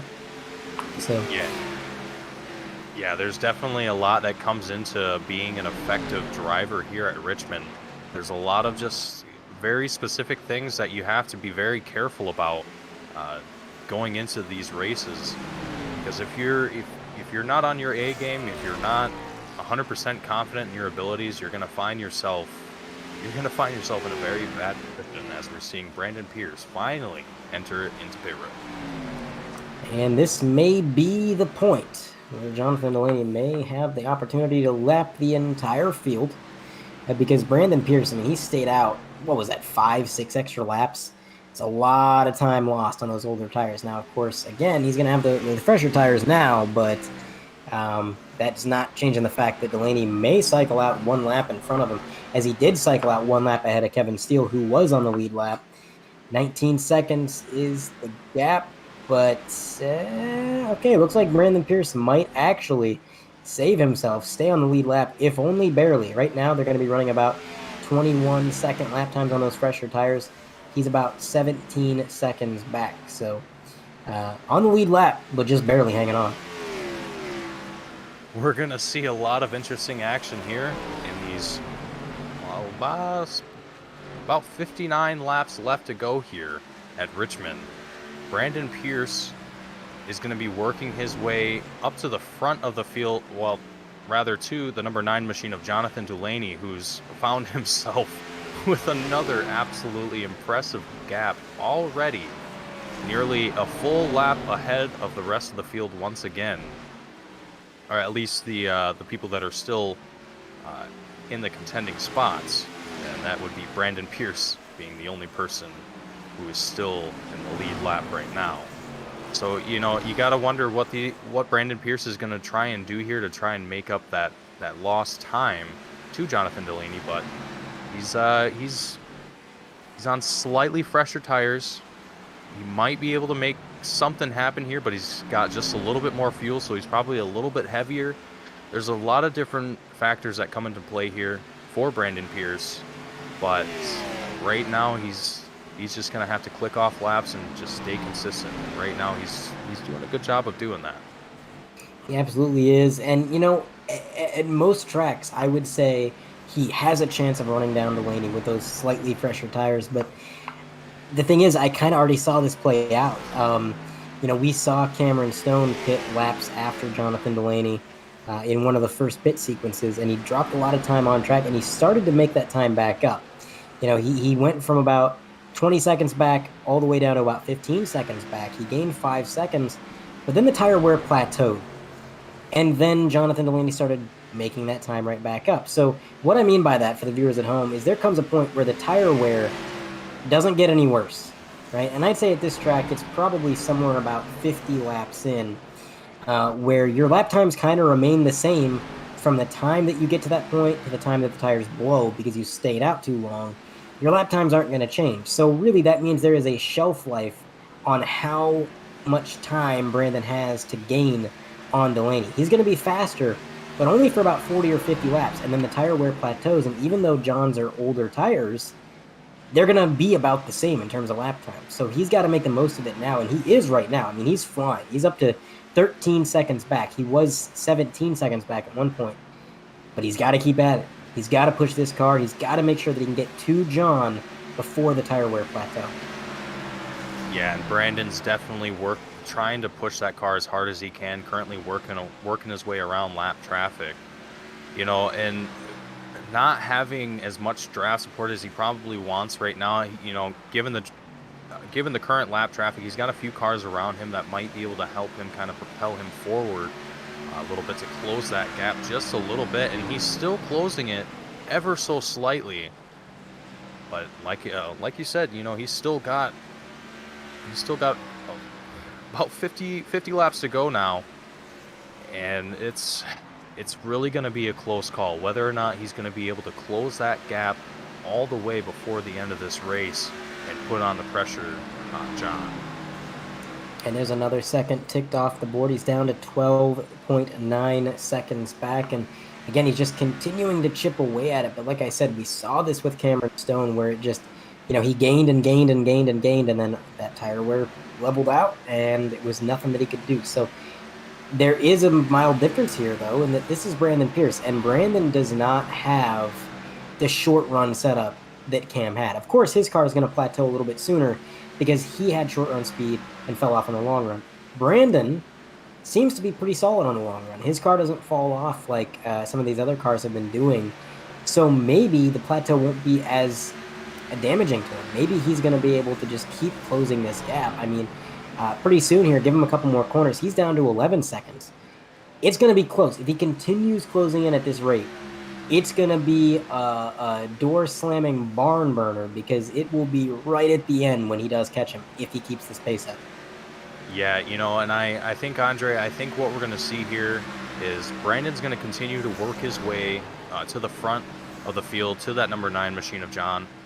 And I think we're going to see probably a final 5-lap duke out for that number 1 spot between the 38 and the number 9 machine. But only time will tell. We still have 46 laps to go. That's quite a bit of time left for this race for something to happen. There's still plenty of opportunities for a caution to come out, but as I said plenty of times already, there's a lot of space between these drivers, and I really have a hard time believing that we're going to see any major cautions come out. We might see drivers kind of slip up here and there and head into the wall as they get a little too confident here going into some turns. But like I said, it's racing. Anything can happen, and as we get closer and closer to the end of this race, we might start to see drivers kind of start to put the pedal to the metal, if you will, and try and make something happen in these last few laps. But really the only people that we're going to be expecting to see something happen is from that number 38 machine, Brandon Pierce, and even possibly Kevin Steele and that number 24 machine. But he has got quite the gap himself to close. So it's this top three podium positions right now. It's very interesting as it's just a massive gap between all three of them. And it seems like I kind of called it, talking about the plateau. As Brandon Pierce, he was gaining. Now it's kind of leveled out. About 11.5 to 11.2 roughly is where he's lingered for the last few laps. He may still be gaining a little bit here and there, but he's not gaining enough. I mean, he's only got, I believe, 43 laps remaining in this event. So if he wanted to gain, he'd have to really be closing in at this point. He'd have to be, turning 3-4 tenths a lap faster. And that's just not happening right now. He's leveled out at about 11.2, as you can see on the scoring and timing. It's been there for a solid 3 or 4 laps. He has not cracked into that 10-second range. And that's the tire wear plateau. That's why I mentioned it. That's why, I was kind of saying, we saw this play out with Cameron Stone. And I thought Brandon might be able to make a little bit more of this because I knew his car has a pretty good setup on it. And additionally, I mean, Brandon's just a good driver, but unfortunately, there's only so much your tires can do. There's only so far they can carry you. And at a certain point, reality sets in, and you go from hero to, well, about level with the leader. So he's going to have a rough time. But there it is. He did crack into the 10.9, just taking him a little bit longer now. Yeah, Brandon definitely is gonna have his work cut out for him here in the last 39 laps here at Richmond. But what an incredible race, Andre. This through and through, this has been just absolutely incredible to watch. We've seen a lot of different changes in position in the front of the field. We've seen a lot of different crashes that have just completely changed the course of the race almost entirely. And it's also given a lot of advantage to these drivers leading the field now, Jonathan Delaney being the prime example in that, who I firmly believe has, during those restarts, was able to kind of put himself in a position to kind of work his way into the front of the field and be able to lead the race that he's been doing so far. It's just absolutely impressive to see all of these guys coming out here today and putting on the performance that they've been putting on. Absolutely, and we do have Doug Pierce in the chat cheering on Brandon, probably watching the scoring pylon quite intently, looking for every tenth that can be chipped away at Jonathan Delaney's lead. And you can't count Brandon out. I mean, like I said, the tire wear, I don't have much faith in it, but this is racing. And in racing, anything can happen. We've talked about it quite a bit tonight. We could get a caution. We could bunch up the field. At that point, it's anybody's game. Brandon would be starting on the front row if we were to get a yellow flag, more than likely. And at that point, man, it is just an all-out fight to the end. Which car is going to be better? Which car could prevail? Even if we don't get a yellow flag, there's still any other number of things that could happen. We've seen Jonathan Delaney flirt with disaster, right? We've seen him clip the apron and get sideways. We've seen that rear end swing out on corner exit. We've seen him scrape the wall a few times. Those are all minor mistakes, but eventually your luck runs out, and that minor mistake punishes you in a way that you can't recover from. So you never know what's going to happen, man. Anything could happen to John. Anything could happen to Brandon. And that 10-second gap, well, it seems like a lot, but hey, if something happens to that 9, he is within striking distance. Yeah, Andre, I couldn't agree with you more there. All it takes is that one mistake, that one simple slip up, and it changes the entire course of the rest of the race as we have our caution come out. There it is, the yellow flag. Doug Pierce, if you're still in the chat, you're going to be pretty excited about that one because Brandon is in the game at this point. As we take a look at the replay, see exactly what happened here. So that is the number 79. He's already been involved in it. Ooh. Oh, I don't know about that one. I don't know about that. That kind of... He came up the track pretty abruptly there. Gotta wonder if there wasn't maybe something going on between those two before that. Yeah, it almost seems like there was a bit of competition coming out of those two cars there. It looks like he gave him a little bit of a love tap into the rear bumper. Sent him on a little bit of a spin ride. Yeah, I mean, it could have just been, maybe there was nothing going on between them, maybe. I mean, sometimes you get into a corner a little bit too hot, your tires just ain't having it, you slide up the track, and if there's somebody there, I mean, nothing you can really do about it. It could have been that. But regardless of the cause or the reason or how it happened, well, what matters is that this has changed the entire picture. It's going to be Brandon Pierce on the front row alongside Jonathan Delaney. He's going to have a real shot at this. And also Kevin Steele, another driver who it seems like all night long, he's just been getting faster and faster and faster. Well, he's getting the free pass. He's the lucky dog right now. So he'll be starting in third on the lead lap. Now, he's going to be a little ways behind. I think Lucky Dog goes to the tail end of the field. So he's probably not going to have much of a chance of getting around Delaney and Pierce unless something catastrophic happens. But he's still on the lead lap, and that's a better chance than what he had. So that's another way that this playoff picture has changed. This race picture has changed. And this restart is for everything. If Brandon Pierce can get a good restart, if he can get out ahead of Delaney, that might be all she wrote. I mean, that 38's fast. And the thing is, Mason, we haven't seen it out in clean air. We haven't seen what he can do out front when he's the leader. And generally, the car out front is going to be faster because of that clean air. So who knows? He gets around Delaney. Maybe that 9 car can't get back around him.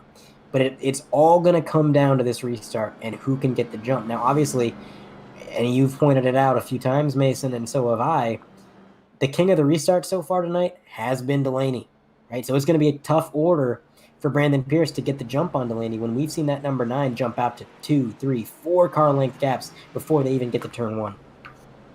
Yeah, and as you said, Jonathan is just every restart just putting on an absolutely dominating lead right off the rip. And that's key when you're going into these restarts, into these yellow flag restarts. You want to make sure that when that green flag comes down, that you're pushing that car as hard as you can off that line to get out in front and stay out in front, because you have a whole field of drivers behind you that want to be where you are. And Jonathan is definitely going to be feeling that pressure, but tonight he's been doing a great job of staying out in front and making sure that that number 9 machine is leading the field. But as you said, that number 38 machine of Brandon Pierce, he's going to be a force to reckon with here in these last 30 laps. Man, it's going to be a really interesting last section of the race here, as I think we're going to see Brandon Pierce really try and work his way around that number 9 machine of Jonathan Delaney. It's going to be a real duke out here in the front of the field. It's going to be interesting, and I can't predict the future, but I look at it this way. Brandon Pierce has the inside lane. Jonathan chose the outside. If I'm Brandon, I'm thinking, John, you've got pretty much locked into the next round on points alone. You don't need to win this race to be locked in, right? I, on the other hand, could use a win. I could use being locked into the round 12. At that point, I'm not afraid to put the bumper to John. He's pretty much safe. I'm not. As they go green, Jonathan gets out to a huge jump, and it's going to be a 4-car length gap between them. And again, oh, Jonathan into the outside wall, sparks flying. That's a mistake you can't make too many times. So the number 38 couldn't get out in front of him, but can he run him down? Yeah, and the top 2 drivers, Jonathan Delaney, Brandon Pierce, as well as a handful of other drivers, they also all went into pit road during that caution. So these guys are on fresh tires as well. So we got a matching kind of duke out here in the front of the field, but Jonathan Delaney still has that massive gap that he's been trying to maintain this entire race, and he's doing a good job of trying to maintain it here again. He's got almost a second gap on Brandon Pierce, but Brandon Pierce, a man on a mission, trying to catch up to that number 9 machine of Jonathan Delaney. He's starting to lose a little bit of time here. He's holding it roughly consistent about a second right now from a gap from Jonathan Delaney. Man, you really got to wonder just how hard these guys are pushing these cars around these tracks, and just how they're able to maintain their lines and be as consistent as they are, especially on these fresher tires. that are probably going to force them to be a little bit more careful going into these turns, not wanting to be too aggressive on the throttle as it can send these cars into the wall. Yeah, and I can tell you they're definitely not holding anything back. I mean, to restart with about 30 laps to go on a fresh set of tires, there's no conservation. There's no being careful. You are pushing that car to the absolute limit. I think that's what these drivers are doing. Unfortunately for Brandon, John, like I said, his car is just solid everywhere. You know, most of the time you see the drivers that have long run setups and you see the drivers that have short run setups. Thing about John's car is it's fast all the time. It doesn't matter where you are in a run, what stage of tire wear it's at. It seems to just be one of the fastest cars on the track. And Brandon, you know, he's keeping pace with him, like you said, hovering about a second back. But that second is starting to deplete. You know, he's starting to fall a little bit further back, lap after lap. And the further John gets away, the less chances he has. Now, Brandon was okay in the points, and if he finishes second, it's not the end of the world, right? But, I mean, you put yourself in the driver's shoes, you want to win, and you want to get locked in, because being locked in is still a world better than just being comfortable in points.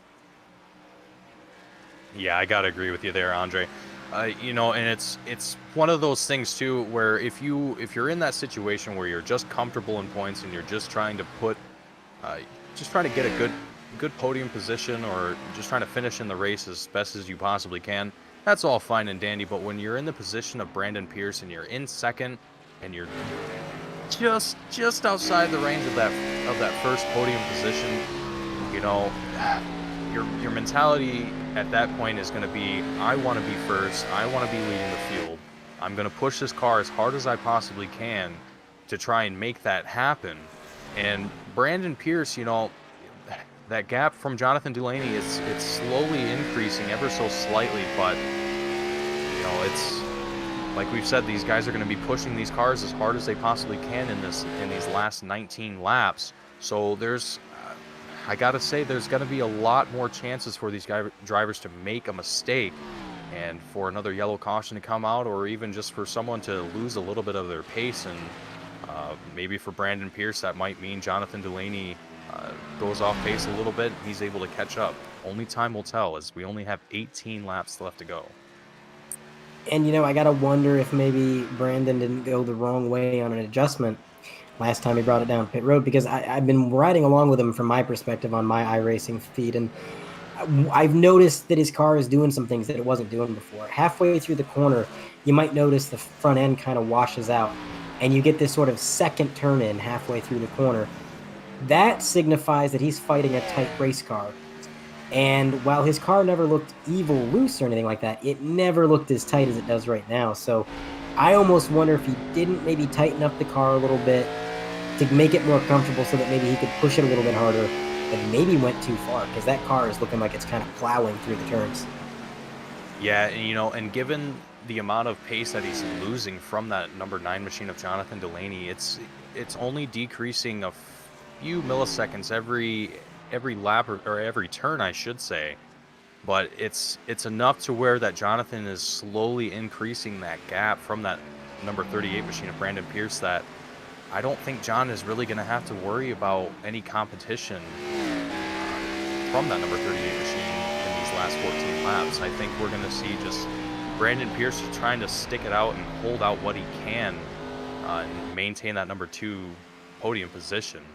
That's really all you can do now in this in the rest of this race, as you only have 14 laps to go, and with how short Richmond is, man, it would take a miracle for Brandon to see himself out in front right now. Yeah, and whenever we went to those hood cam views there that you saw, it really showed he's just struggling to get it down to the yellow line, and that's not something he struggled with all night long. I really have a hunch that he just went the wrong way on an adjustment, and man, we have all been there. I think we've all been there at the end of a race where we got a decision to make. We're like, do I really want to make this change to the car? And you make it, and it doesn't work out. We've done it a time or two. It just right now seems to be striking with that number 38 team. But as we ride on the roll cage cam, or the gyro cam, you can kind of see the hands on the steering wheel trying to get that thing through the corner. You can hear the steering you can hear the steering. You hear the throttle inputs. You can't hear steering generally. That would be kind of crazy. But no, the throttle inputs, you can hear how careful he's being, and it's because he's just got to roll into the corner and get that thing wound up to get it to rotate. He's honestly not a whole lot faster right now than Kevin Steele. I mean, Kevin Steele is dropping back from Delaney at the moment at a very similar rate. So, and before, Brandon Pierce was quite a bit faster than Kevin Steele. So, kind of a weird turn of events, but it's only 10 to go for Jonathan Delaney. 3-second gap. At this point, if you're John, it's just take it easy, be careful. Don't make any dumb mistakes now, because you're never going to live that one down. You don't have a race where you put most of the field 2 laps down and then wreck out. You would never live that down. So take it easy, bring it home to the end, and if you're Brandon Pierce, hope for another caution. Yeah, right now, if I'm Jonathan Delaney, I definitely would be doing my best to just stay as clean and as consistent as I possibly can. With only 8 laps left to go, you definitely do not want to have a mistake come out right now, or even a caution come out. That is the last thing that you want to have happen when you're leading the field with as strong of a gap that you have. Oh man, Jonathan's he's probably feeling pretty comfortable, but probably also a little anxious probably to get this race over with, as we only have 7 laps left to go. Brandon Pierce still working his way around the track as well, trying to click off laps and stay clean, stay green, doing a great job. And Kevin Steele as well in your 3rd position in that number 24 machine, who's just been kind of trailing behind the front of the field. As I've said before, these guys just have absolutely massive gaps between them, so there's no real massive competition that's happening in the front, but you're just kind of seeing a lot of these drivers just try and stay consistent and, man, just try and finish out this race where they can and as efficiently as they can. Absolutely. 4 seconds the gap now, and again, just a Sunday drive for Jonathan Delaney. No reason to push it. One driver not having a Sunday drive, that's Ryan Samuelson back there in 4th. Now he's got some competition from behind. He doesn't have too big of a lead over Preston McRae. I mean, he's got himself a little gap there. That's about 4 car lengths. Or no, that's not Preston McRae behind him. That is the 44. So he's got a bit of a comfortable gap. But man, if he can just bring this thing home where he is right now in 4th, what a points day that 16 team direly needed, and a ton of momentum coming into Bristol. And obviously dirt Bristol and regular Bristol, those are 2 different things, but Ryan Samuelson ran pretty good at dirt Bristol, so maybe he's going to have something there next week. But again, on the right-hand side of your screen, as a reminder, that was the points coming into the race. That's not the live points. But Ryan Samuelson came into this race 5 out of the cut line. RJ Root was +1, Preston McRae +3. But Samuelson right now, he's beating Preston McRae. He's beating Stone. He's beating O'Brien. He's beating Hickenbottom. He's beating Taylor, and he's beating Hall. All playoff drivers that he needed to get ahead of, that he needed to beat for those points. And that's what he's doing tonight. But is 2 to go. And also, Adam Benefield is not here, as our producer pointed out. So that's another gain in points. But Jonathan Delaney is going to be coming around to take the white flag, and it is just one more time around this short track circuit for the driver, the number 9, coming out of the backstretch for the final time. He's got a 5-second gap, no biggie. 14-second gap to 3rd, and for the 2nd time this year, looks like Jonathan Delaney is going to claim a win here at Richmond as he drifts it across the line, slams into the wall, got a little too cocky with that drift. Might have some issues passing tech with that, but he gets the win. And looks like it's going to be Brandon Pierce in 2nd, Kevin Steele 3rd, Ryan Samuelson 4th. Running at the top 5 is going to be Preston McRae. Man, what a clinic that number 9 put on. Yeah. Jonathan Delaney definitely came out here tonight to make a statement here at Richmond for the 100% Cup Series. You know, if I'm John right now, I would definitely have a huge smile on my face. Leading the field as hard as he did, lapping almost the entire field. An impressive, absolutely impressive performance from that number 9 machine. I hope to see that again from Jonathan Delaney. John getting another win in the books for LMM. the team that he will be departing at the end of the season, going to Silver Bullet Racing for Cameron Stone, one of the drivers that he beat in competition today. They will be teaming up next year among other drivers. So, what a way to bring some momentum into the next season it would be, just to continue this domination through the playoffs. But we have our final running order as confirmed by the timing and scoring. We'll go ahead and run through this real quick so that you know where your favorite driver finished before we get into some interviews. Obviously, Jonathan Delaney went ahead and took that win. I mean, he didn't just take it. He owned that win. Brandon Pierce bringing it home with an impressive P2. Kevin Steele third. Ryan Samuelson doing what he needed to do, getting the points that he needed in P4. Preston McRae fifth. Josh Ward sixth. Cameron Stone seventh. Drumhiller eighth. Sean O'Brien Jr. ninth. And rounding out your top 10 is going to be Chad Sanner.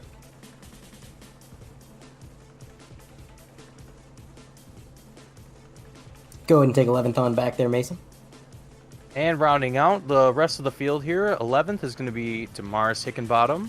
12th is going to be Jason Taylor. 13th, Dustin Hall. 14th is Matthew Gaskins. 15th is going to be Jason Chambers. 16th is Andrew Russo.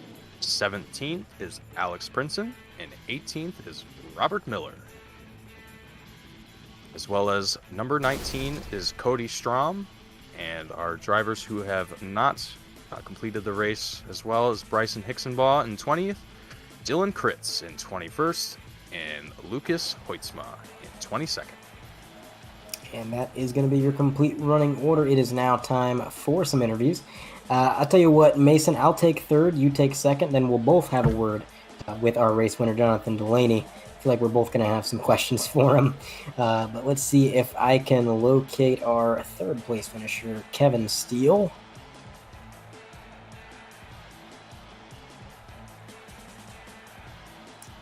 Kevin Steele, you got a copy? Yes, sir. Sorry to steal you from your team chat there. Kevin, you put on a fantastic show tonight, bringing it home on the podium for Apex. Just a solid run. I mean, you were running just inside the top 10 in Stage 1. Stage 2 comes along. You moved up into 5th. Stage 3, you're up there in the podium, dicing it up with the leaders. How'd you get better all night long? I don't really think I got better all night long. I think I just stayed about the same, and other guys fell off. I had a couple close calls in the first half of the race. I think somebody spun in front of me on a restart, and I hit them, and I was worried that was going to hurt me, but it ended up not. And yeah, I just took it really cautious. The good run last week at Darlington put me in a good point spot, so that I really didn't have to fight for stage points that hard.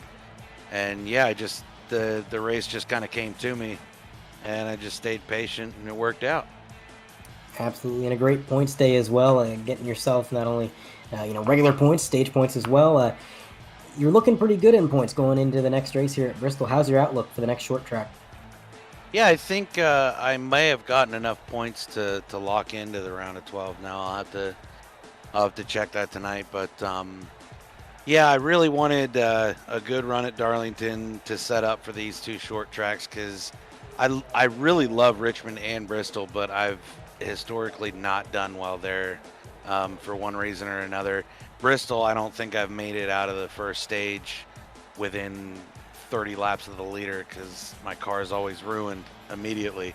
So I'd like to be locked in, but even if I'm not, I should have enough points buffer that I can go into Bristol not worried about it, and just focus on Vegas, Talladega, and the Roval. Absolutely. Both those tracks, Talladega and the Roval, they're going to be wild cards. Very difficult races. You never really know who's going to come out on top there. But congratulations on the podium, Kevin. Is there anybody you'd like to thank for it?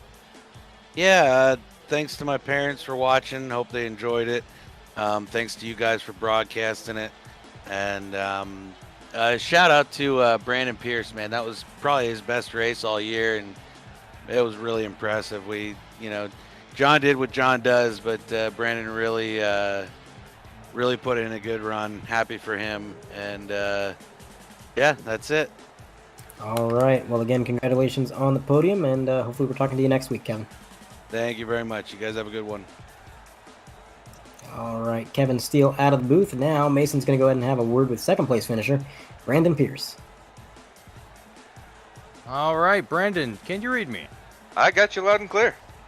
Brandon, you're getting some kind words from your friend there, the number 24 machine, Kevin Steele.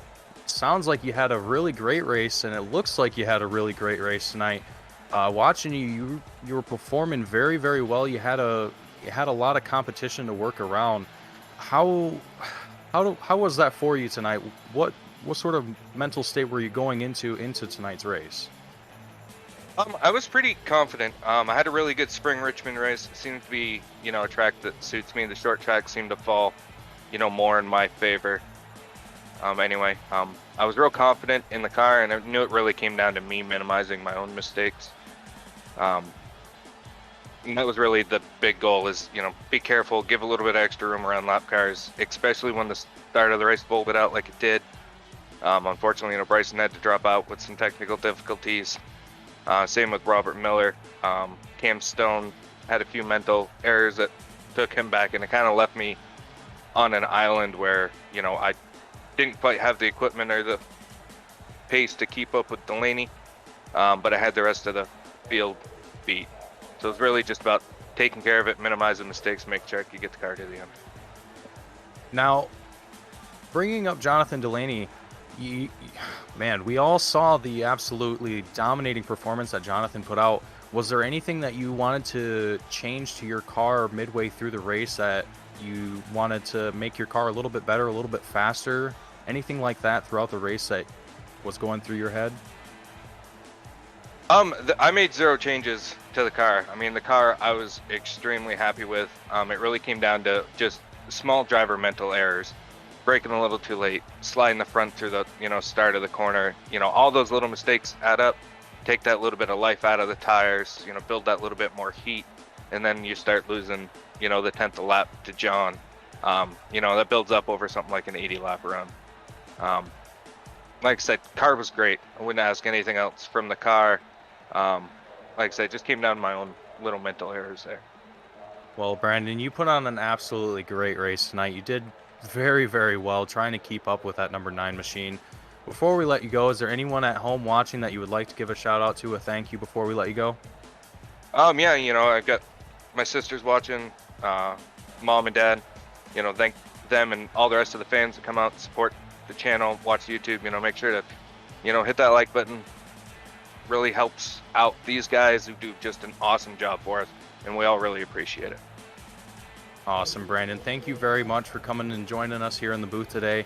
Very excellent race, and we look forward to seeing you next week at Bristol. Yep, sounds great.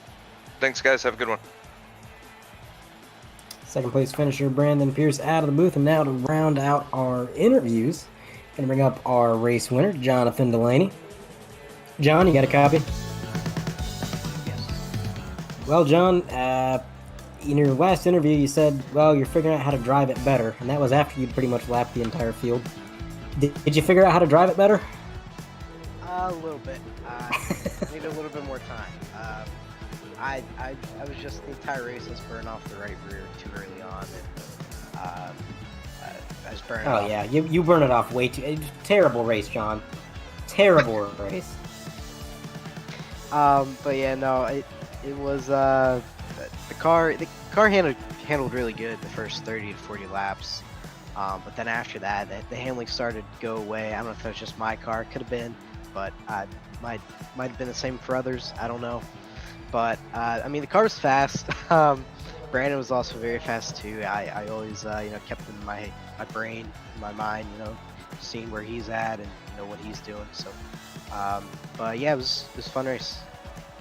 Now that last restart, you get a late race caution, and up in the booth we're kind of talking about how Brandon's got some speed, and if he got a late race restart, maybe he could make something happen. But it was really going to be a matter of who got out first. And you're the control car, and you got one of the just best restarts that you had all night. I mean, you were having really good restarts all night. You were always getting this 3-4 car length gap.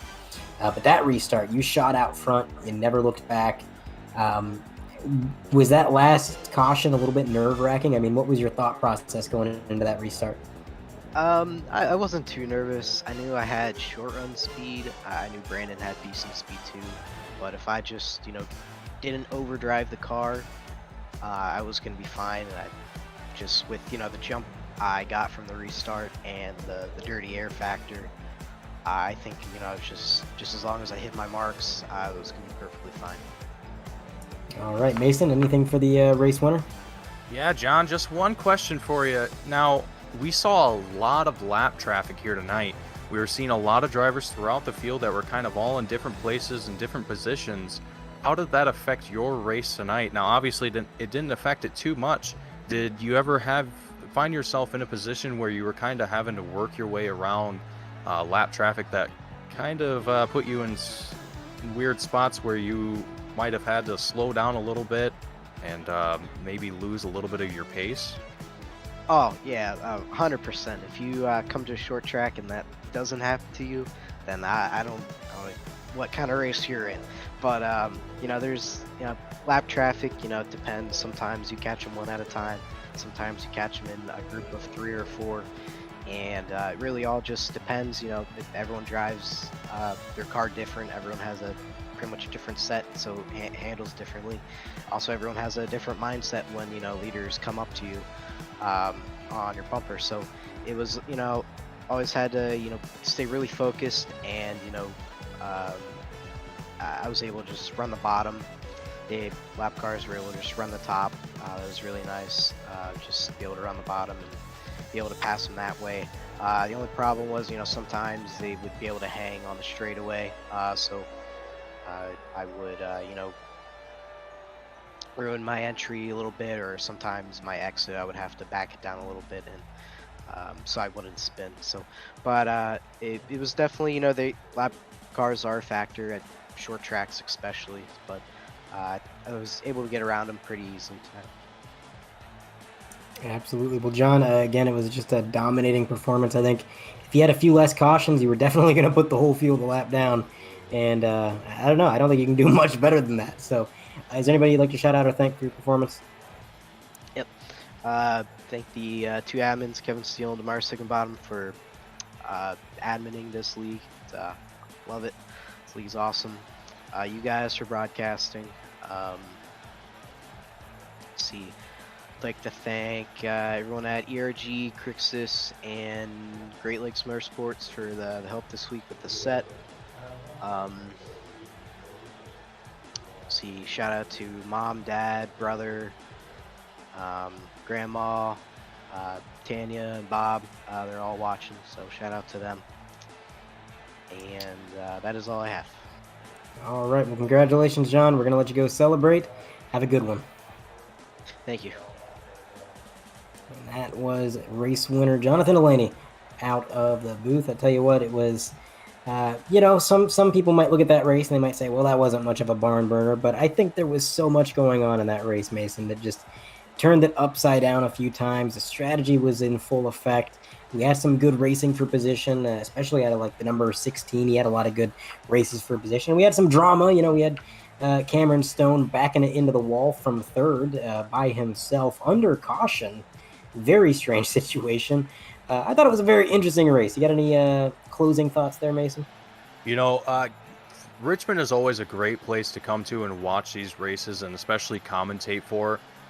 Given the length of this race and the amount of green flag runs that we had, there wasn't a whole lot of door-to-door action, but I gotta say, I agree with you, Andre. There was a whole lot of just change up in the fields, a lot of different action from different drivers, and it just led to a very interesting race through and through. And man, I gotta say, I really enjoyed being here tonight. It was very fun, and I look forward to Bristol. Absolutely. That race is going to be interesting. And to the viewers at home, if you want to watch all the action from Bristol, we're going to be here bringing it to you next week right here on 3 Wide TV. So go ahead and tune in for that if you were excited like we are. But that's going to do it for our post-race coverage. I'm Andre Grambush, joined alongside Mason Heimbaugh and, of course, producer Carlos Costa, the man pushing the buttons, making it happen. Thanks for tuning in, and we'll catch you next week.